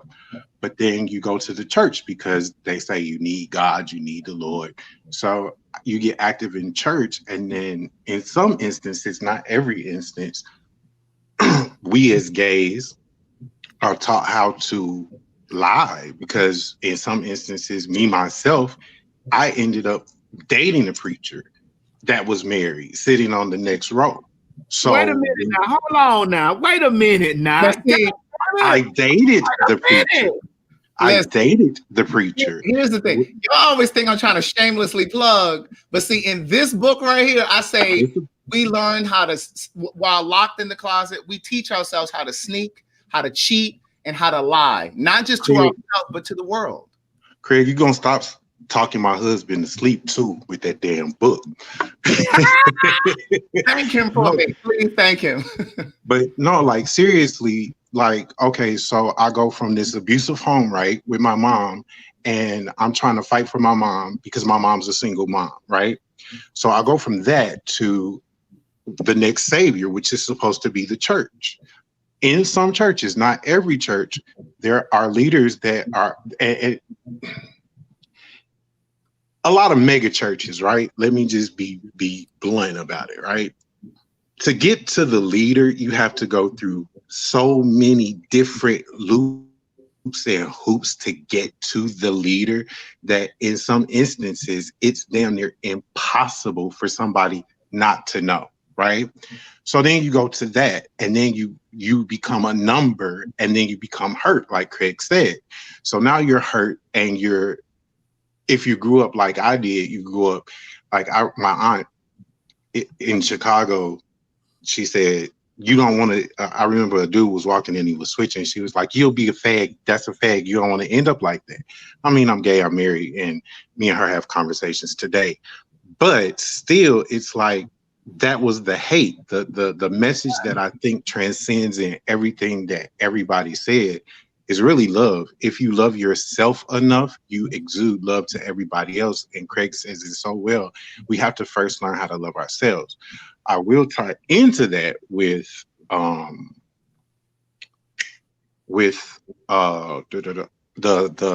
whole. Oh, this COVID is getting these internets together. I was in. They were doing this thing where it was like 90 in the 90s. They were trying to catch HIV because then when you were positive, you could get on disability. So a lot of people were trying to get infected in the late 1999s, early 2000s, because they were trying to get a check in the Chicago free rent or discounted rent.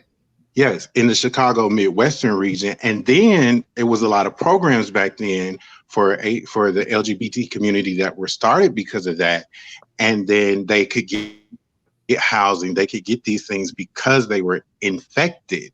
So it became a whole thing where people were going from city to city to city. And that's how a lot of sex parties actually started, because they were actually trying to get infected so that they could be taken care of. And just to elaborate on Eugene's point, for those that may not know this, you could get a check through SSI. Mm-hmm. But now they've changed it in a lot of places, a lot of cities. And correct me if I'm wrong, my Chicago people, but at one point they changed it in Chicago in particular, where you couldn't just have HIV, you had to be classified as having full-blown AIDS, because there's so many people coming out with HIV and they were getting checks to all. You were getting a disability check every month. You didn't even have to work. They weren't just getting checks. Free rent. But then, like I said, changed it where you couldn't just have HIV. You had to be classified as having full-blown AIDS to get a check. Yes. So that was another reason why, that was another quote-unquote incentive that people were going out trying to get HIV. So they didn't have to work. And I'll close by, I'm not going to be long, but I'll close by saying, we talked about church, right? So I get a word from Maddie. I get a word from Craig. I get a word that I need as long as I ask and I have that connection. It's about I think there's 13,000 and something different laws. The law of attraction. If I ask for it and I get what I need, I don't have to be in a building to get it, because I can get it with Maddie saying, shit, that just blessed me. And I go back and I look at it. So I think that the big thing about COVID that I really do appreciate is the authenticity of people. Oh, it brings me back. You were saying something the other day about not having anybody to look up to in our community. When we were younger, we didn't have people like, even just go back to reality TV with the Housewives. The first thing we saw was Miss Lawrence, who I respect, Derek J with purses and bags. And that didn't represent everybody in our community. That represented one segment of our community. So until we started seeing a T.S. Madison, a Craig, a Chi-Chi, and everybody else, we didn't know how to properly identify. And one of the things that I do appreciate about you, Craig, is bridging the gap for us having open conversations to have intelligent, educated solutions. Whatever the vote is for the presidential. He be trying. Well, I mean, we know who we get it from, but we know. But no, I'll say it's essential for us to vote in the local elections. Everybody's worried about the presidential election, but it's the small elections right now that make the laws that change. So we have to vote, and we have to support our own community. We have a huge network through T.S. Madison, through everybody, that you could get your hair done, you could go to a barbershop, you could find a healthcare company, you can do a whole bunch of stuff through just networking. So I appreciate y'all. Thank you, Eugene. Baby. Thank you, Eugene. I'll see you tonight. All right. All right, baby. Hey, Jay. Oh. Jay, you startled me, girl. Yeah, I was trying to clear some notifications and then I heard my name. Wait a minute, was they Jack notifications or Grindr? Which one was it? God damn it! Twitter. I am on neither of those. Oh damn, girl! Don't go to Jack shaming. Y'all ain't finna go start Jack shaming because I got a Jacked account and Craig got one. Wait, no, he married. No, Craig don't either. I mean, I'm not. Okay, Craig, you don't have one no more. I used to be, but I'm engaged now, so I'm no longer on those sites. All right, Craig, you don't got nail no more. God damn it! All right. Correct. It's been some years now. But Jay, like, girl, I thought you had stuck your hand in a. No, I had my hair laid back when I was running last night, and so when I tried to fro it, it's a little blown out. Right. Go ahead. What you want to say? So chime in on what we was talking about. We're gonna close up in the next few more minutes. I got 3 more people, and then we're gonna close out. Okay. I just wanted to speak really quickly, especially about the like people abusing people or putting hands on people. My personal rule is that if you're like smaller than me, then I'll do my best, like not to physically harm anybody, whether you're male or female. But if you're bigger than me, I think it's a little insane to say that I shouldn't defend myself. Like if you can actually do some harm to me. But all bets are off when there's a certain type of aggression, like the woman pushing you down, for instance, or a weapon involved. Then I'm just gonna fuck you up, and that's just that. That's like on that. That's on that. You know, that's on that. That lady didn't have no right shoving me like that. Nothing. That lady came out of her space way over there. And even when I tell the story, there are still people that's in the comments. A couple of them said, "Well, Master, you know, she was a woman." I'm like, "Well, bitch, I wasn't fucking with her." Mind your own business. Yeah, mind your own business.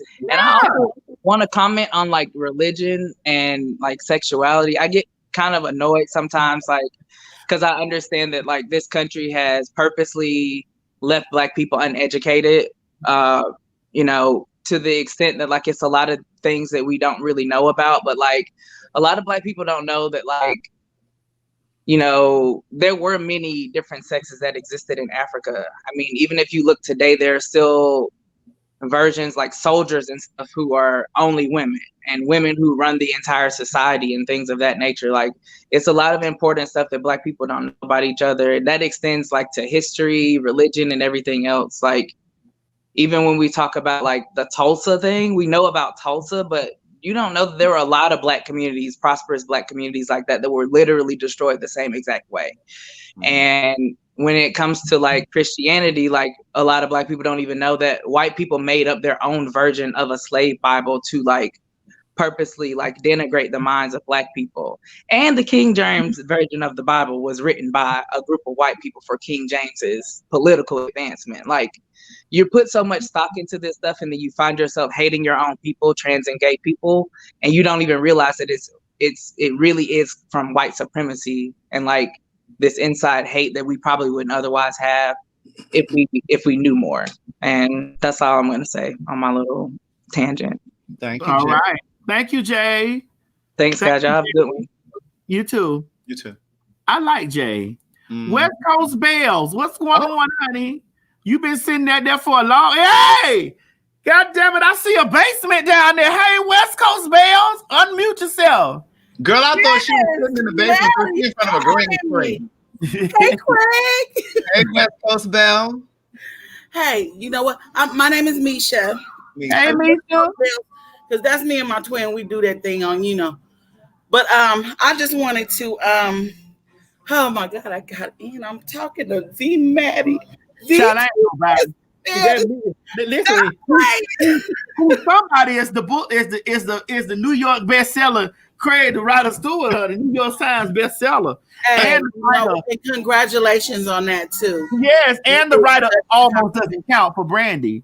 But yes, you know. I just want to be like both of y'all when I grow up. But I just wanted to say that if you know, and it was interesting when Whoopi Goldberg said it. Hey, Lily, quiet, mama. I got a lot going on over here. I'm a school teacher, y'all, for the first time. Ain't nothing wrong with it. Church, stay out of there. God, just set your ass down. So, even like when Whoopi Goldberg said, you know, if you hit someone, you have to be able to expect that they may hit you back, whether it's right or wrong. Period. Yeah. You know, and I believe it's right. If you hit someone and they hit you back, they are completely in the right for defending themselves and for, you know, whether it's a man or not. If it's a man and you're a woman, he is well within his right to make you never want to hit another man again. You know, and on the other hand, some women do get the best of a man. I've seen it, you know, so many times. So who's to say who the stronger sex is? I done seen women whoop a nigga ass. Exactly. So, you know, with that being said, that's it. If you hit somebody, be prepared to hit back. You know, I'm just like it's some women gangsters out there that'll whoop your ass on general principle. Believe it. Man, I know this for a fact. This why that's a female. I know some female that will run it. Will run down on a bitch twice. I know this. So my thing is just like I'm not just like that one. I said that bitch shoved me with the strength of 4 people in her. See, but you know, so did you actually think that I was not gonna come back with all the script in me? Bitch, I wasn't even bothered with you. This I could do something. And it was just woo. Because her intention was that she had to know in her mind that, I'm finna run it with this. I'm finna run it with this motherfucker. That's what was going on in her mind. Like, I'm finna run it with this bitch right here. But when I pulled that shoe off and I went to work with it, and when I went to work with that shoe, because that was the only thing that I could get at that moment. Because I was fit to take that. She was gonna have to show me.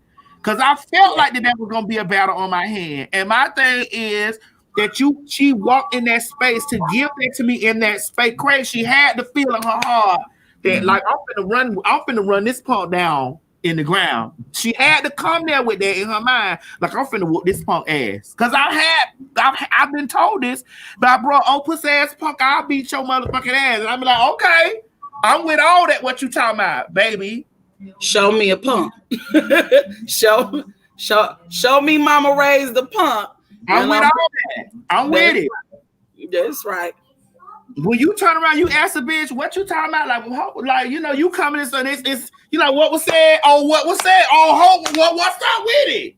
You know what I'm saying? I'm not, it's just like, I'm going to meet you with the energy that you meet me with. Right. Tell them children to go in there and sit down, honey. Fix them a peanut butter jelly sandwich. Girl, it ain't breakfast and cereal, and them been to school. I'm between periods right now. They got to bear with me. I'm on Maddie in the morning right now. Listen, we in the afternoon now. I'm in Vegas. It's still morning. Oh shit! It's morning. Yeah, I'm in Las Vegas. So, and then I just wanted to say the whole church thing. I've been left really confused. I was raised in a Baptist church, and the pastor that we were with for so many years actually got one of the parishioners pregnant, an underage girl. That's normal. An underage girl, though. And I don't know how, I just don't believe like I used to. I have this thing about, I believe that I can do in here and in my heart and in my mind what has been taught to us to do in church all these years. You know what I mean?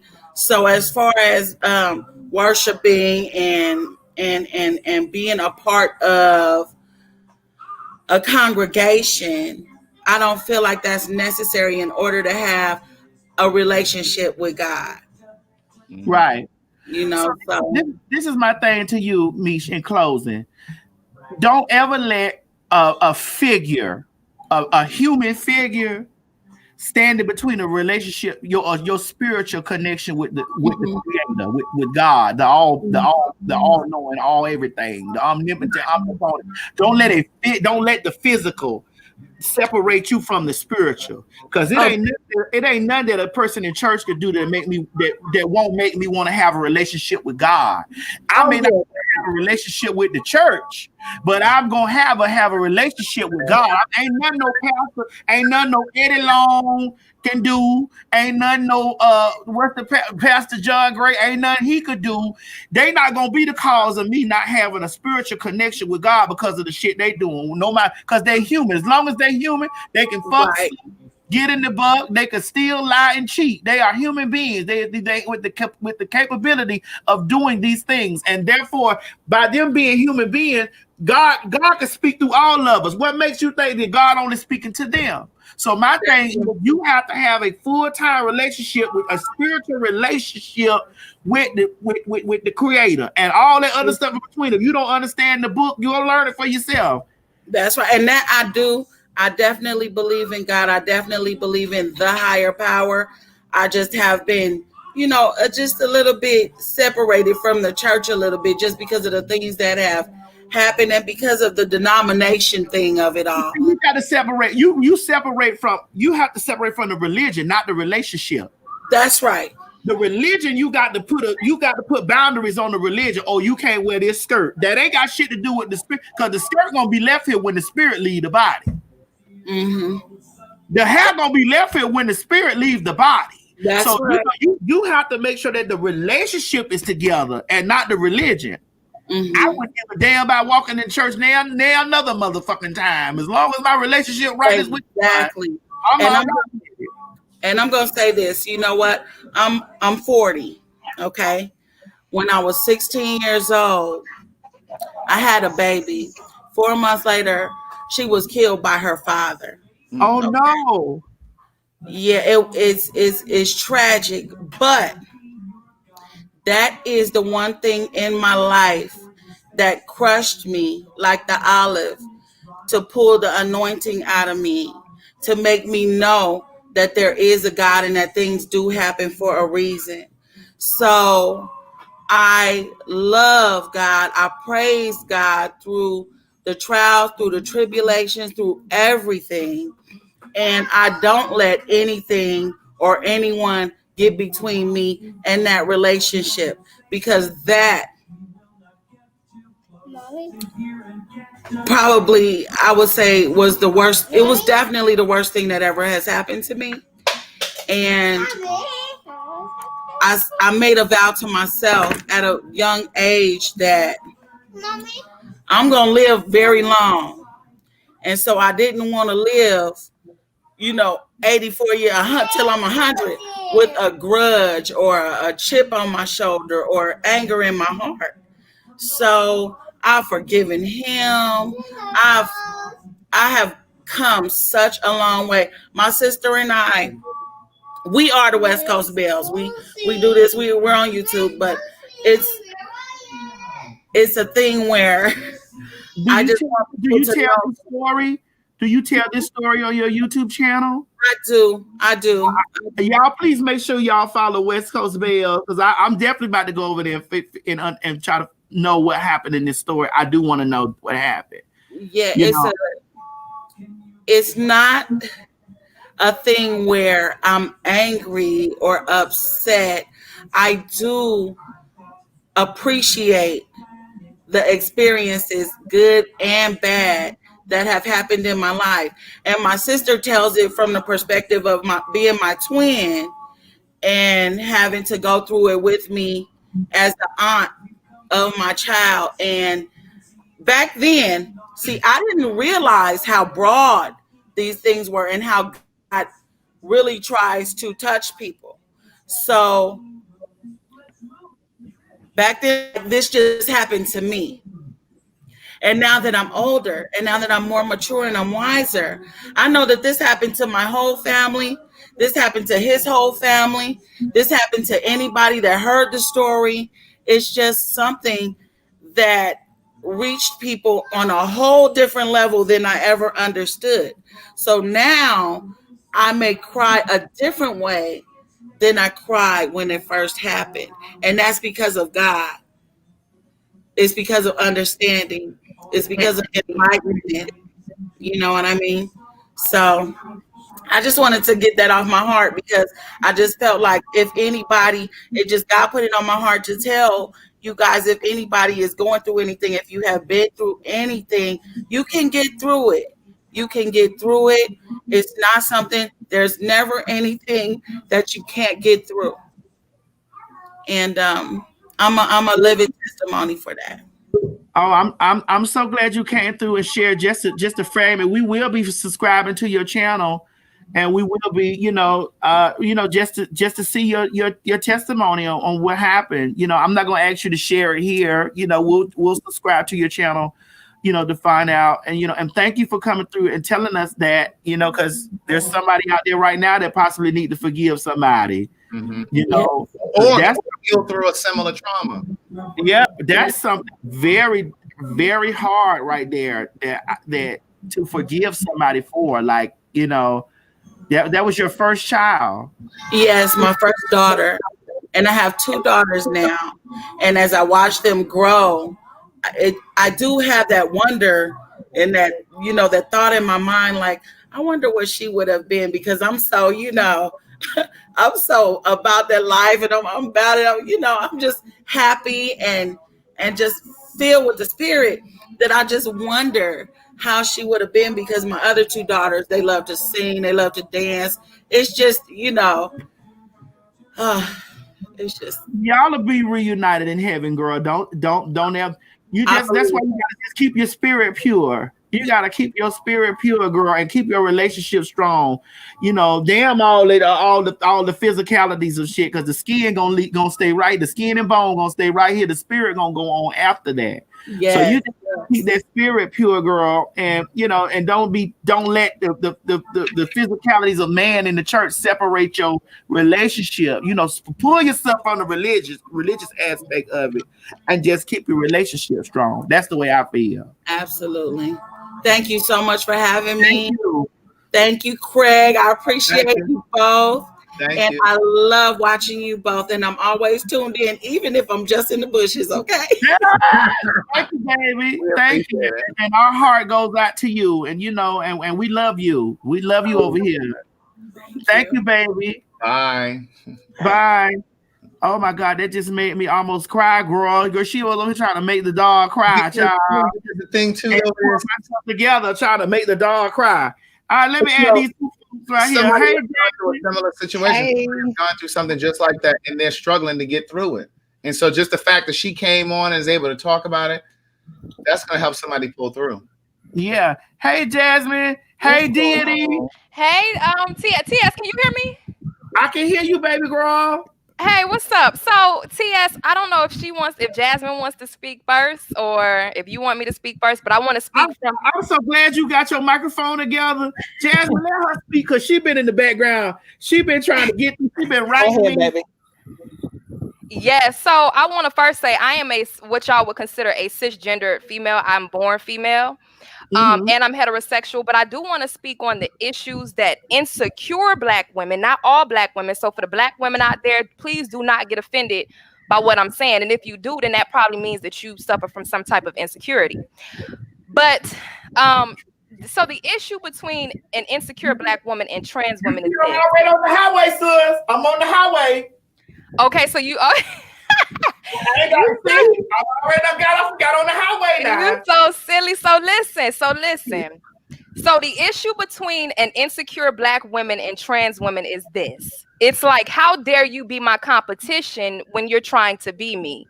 See, the Black woman has been extremely devalued systematically in regards to her beauty. Most black women have accepted other races of women as competition that they cannot compete with because they are more aligned with the Eurocentric standard of beauty, starting with their hair, which is the reason why weaves are very prevalent in our community, particularly weaves that don't look like our natural hair.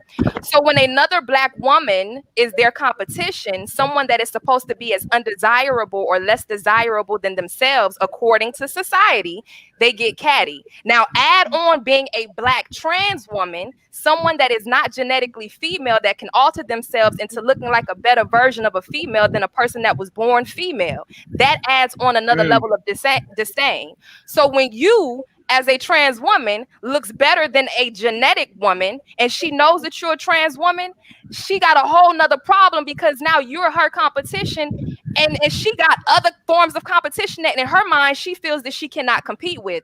So this is the reason why I specified the word insecure, because a Black woman that's comfortable with herself would be able to commend someone like you and any other Black woman and say you are beautiful, and that's just what it is. Ooh, shots fired. Girl, I love you. And that's just what it is. So my thing is that Maddie crazy. Girl, Look, hold on. We both from Dade County, so you know, we gonna speak that shit 100. And listen, I don't see, people don't understand that us from being from Miami, a lot of us are pro-Black by default because we don't deal with a lot of Anglo-Saxon Caucasians. We deal with a lot of white Hispanics, but it's a different situation. So we kind of see things from a different perspective when it comes from race. We see it from a very pure place. And so what I do want to say to Black women, and again, I hope that I don't offend anybody, but when you say that a trans woman is trying to be you, let me just be 100. I'm gonna keep this shit all the way 100. When you say that a trans woman is trying to dress up to look like you, and you have a problem with that, for the women who have a problem with that, what do you think you look like when you put a wig on your head that looks like another race of woman? So, I mean, are you not trying to emulate another female? Is her femininity not more feminine than your femininity as a Black woman? So you're saying that a transsexual is not a real female, right? Because she's trying to emulate a female and probably looks better than you as a genetic female. But then you go and take attributes from another female. Or what about the ones that try to take and paint like the trans women? Right. Because you know that's a big thing now that they take from our culture to take and paint, and not only paint but to do the black market silicone injections and stuff to get the curves and the figures that we have, or try to walk in the stilettos and can't walk in them. I'ma just keep it 100. It's no different than the Black women who say, well, Black men only want white women. Now, Craig, I spoke to you before on your show when I was basically saying how it was you and Keon. You and Keon was on a y'all had y'all platform, and I called in, and I was basically saying how us within the Black community, when we move up, we oftentimes try to emulate the white woman. You remember I called, I don't know if you remember that conversation I we had remember. with me. When a black woman complains that black men like white women, now I do not condone interracial dating, but that's a whole nother topic. But when you try to look like the same white women that you're complaining about, yet still you have a problem with trans black women, people who are still black. Right. Okay? You got a problem with these white hoes, okay, cool. But people who are still black within your race, you now find a way to have a problem, a reason to have a problem with them. The issue is the insecurity of black women who have these types of mindsets, or this type of mindset. Queen, I just know why I can't see you. I just want to see you say this. But I love that voice she got. But Queen, listen, because I'm you definitely a queen. Thank you, Maddie. You know how Miami raised us to be that. You already know. You definitely that. I'm gonna get back because you done said all the stuff that I can't say and won't. I will not. But when I was talking about this thing earlier, there are lots of people. There was some people that were saying, like, you know, I'm never attacking women. Like, I'm never just in an attack. I've always had to defend myself. It's just like, and I've been fighting for my girls since I was 10. I've been windmilling for my girls, like, cause I've been seeing niggas put their hands all over them and shit like that, and they still go and fuck with them same niggas. And I've been that punk over there. You know it to be true. You know, you know, a lot of girls, a lot of heterosexual cisgender women have gay friends who done end up fighting their boyfriends, fighting their husbands and stuff like that because these men have been putting their hands on them. And it's just like, I hate when they try to paint me out. Like, I don't have no problem at all. I love women. So I hate when they try to make it like a divide, because there's no division with me. I should be able to, if a person verbally attacks me, I should be able to verbally attack their ass back. Or if they physically attack me, I should be able to physically attack their ass back. Like, especially if I'm not the aggressor in the situation. You know what I'm saying? Mm-hmm. So, girl, she done came through here. I had to hide, Craig. I see.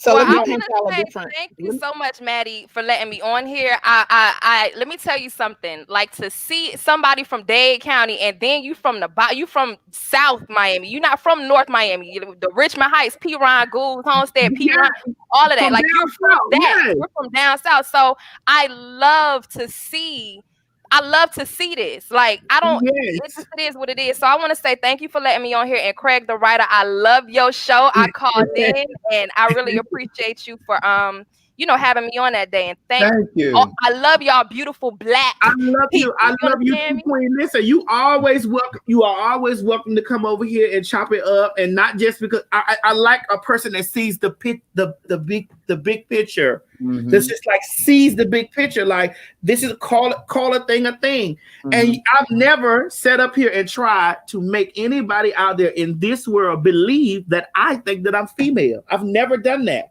because I know that I am not. Mm-hmm. I'm not. I'm just living in my skin. Me. You know. But girl, thank you, Queen, for coming here. Thank you, Daddy. Love you. You always welcome to come through. I got to give you a line to get into this motherfucker. All right, Maddie. All right, baby. All right. Man, I gotta go. I know you do, Craig, but she just shook it up. I know. Listen. You don't have no comments about it, Craig? She said it all. There's nothing for me to say to that. She said it all. The only thing I want to say is thank you.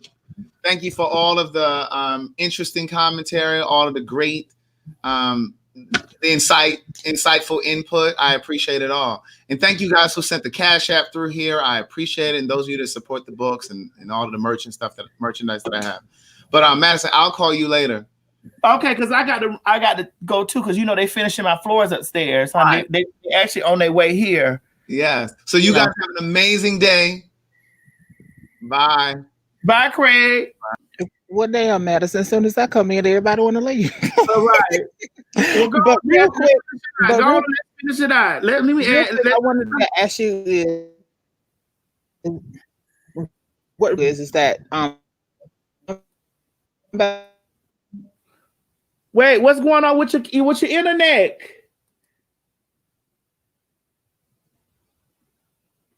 Shake the router. Shake the router.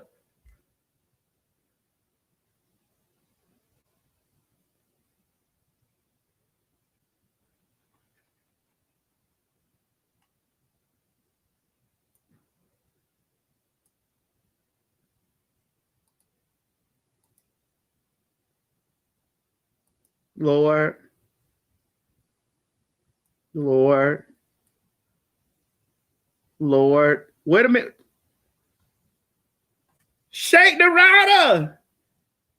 Damn. Well, y'all, we done come to the end of the show. Listen, I love y'all. I do got the press because there is folks upstairs. I love you guys. And thank you to everybody that came on today. We will be back tomorrow. We will definitely be back tomorrow. So I want you guys to tune in. We will be back here tomorrow at 11:30 a.m. We had a good show today. I thank all the people that called in, all the callers. Wait a minute. Hold on. Wait. We got to let Jasmine get 2 minutes in. 2 minutes. And then we're going to say, Mo, put me back on there where I can see the goddamn thing now. Look. Girl, y'all know I can't be great at all. But real quick, all I was gonna say is that whenever I used to live in Atlanta, it happened to me in a different way. I was getting ready to get on the bus whenever my car was broke down, and there was a group of dudes was standing in front of the bus. So these chicks was coming up, and right when the bus was getting ready to open up so you can get onto the bus to go home or whatever like that. I was waiting at one of the stops in East Point. Actually, the lady, she hauled off and said to the dudes, "Oh, y'all ain't gonna take and block all these faggots from get on the bus to taking all of the good seats." So I understand where you're coming from. They tried to barrier around the bus so only the genetic looking women could take and push through the crowd to go through there. And then one of them tried their audacity to try to take and put their hands on me to say, "Hey, no." I said, "Bitch, you don't know me. I will fuck you up." I said, "Just because you don't see what you think you see, I ain't the one." So I pushed right on through the crowd. Yes, ma'am. That happened to me in Atlanta. So you was getting on the bus. My car just broke down. I was trying to go home after I done worked an 8-hour shift doing what I got to do. So the group of ladies, whenever the bus was pulling up, and you know how you get ready to get on the bus or whatever like that, everybody then took and paid their little fees and this, that, and the third.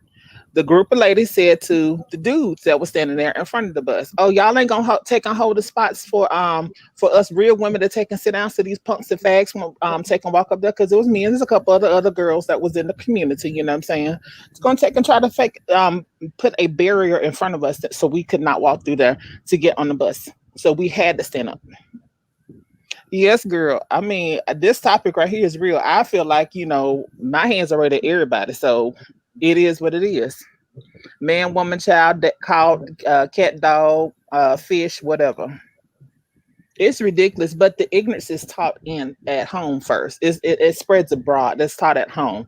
And a lot of us that go to church and come from a single family households, because you can't be a male and show emotions. You can't be a male and cry. You can't be a male and show the little bit of softness, but besides being called a punk, faggot, sissy.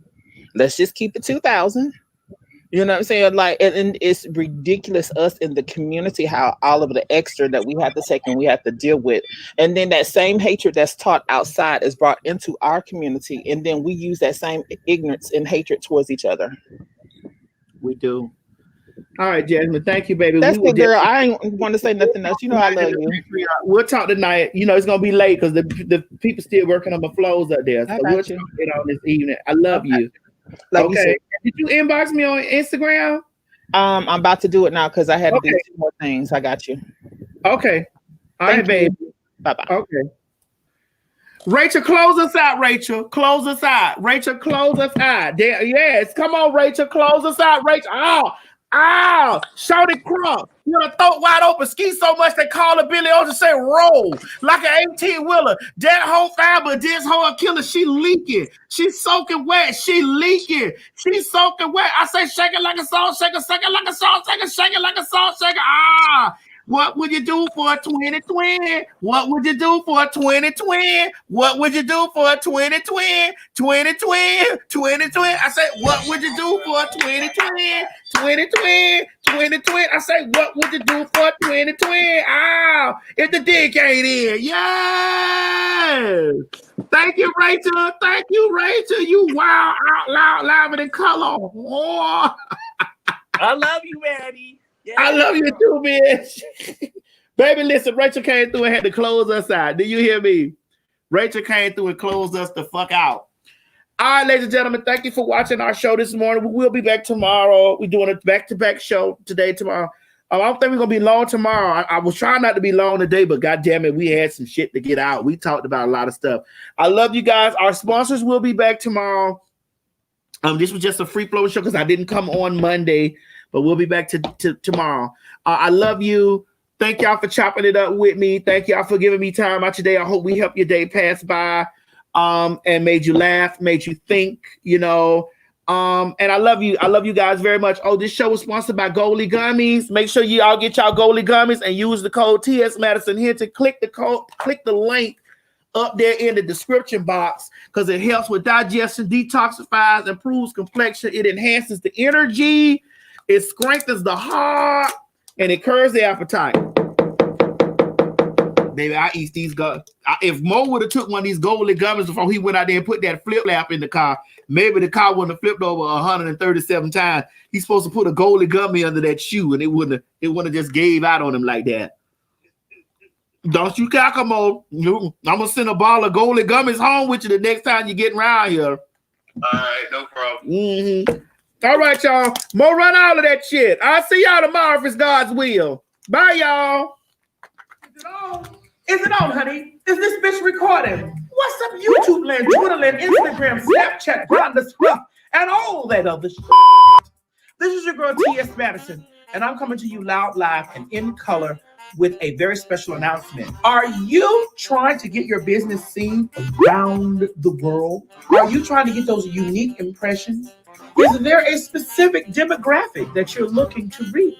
Well, look no further, honey. I'm your girl. We're currently running specials for our sponsorship packages that will boost your business. Email me at booktsmadison@gmail.com. Advertise with us today. See you soon. Bye. Shh. Quit talking and listen. Get over to my Patreon right now so that you can receive some exclusive content from the TS herself. Who you said? The TS. Patreon is filled with one-on-one exclusive content behind the scenes. You can even chat with me in there. Me and you. It's just me and you. So get to www.patreon.com/TS Madison Hinton and you'll be glad you did. I promise. This has been a TS Madison and RDE Multimedia Group presentation. Hey guys, if you just enjoyed watching this video, don't forget to subscribe to my YouTube channel, www.youtube.com/TS Madison Hinton. Or if you're already here, click that bell up there, one of them, and subscribe so that you don't miss this or any other excellent content that I have for you. Don't meet me here, beat me here. Ciao.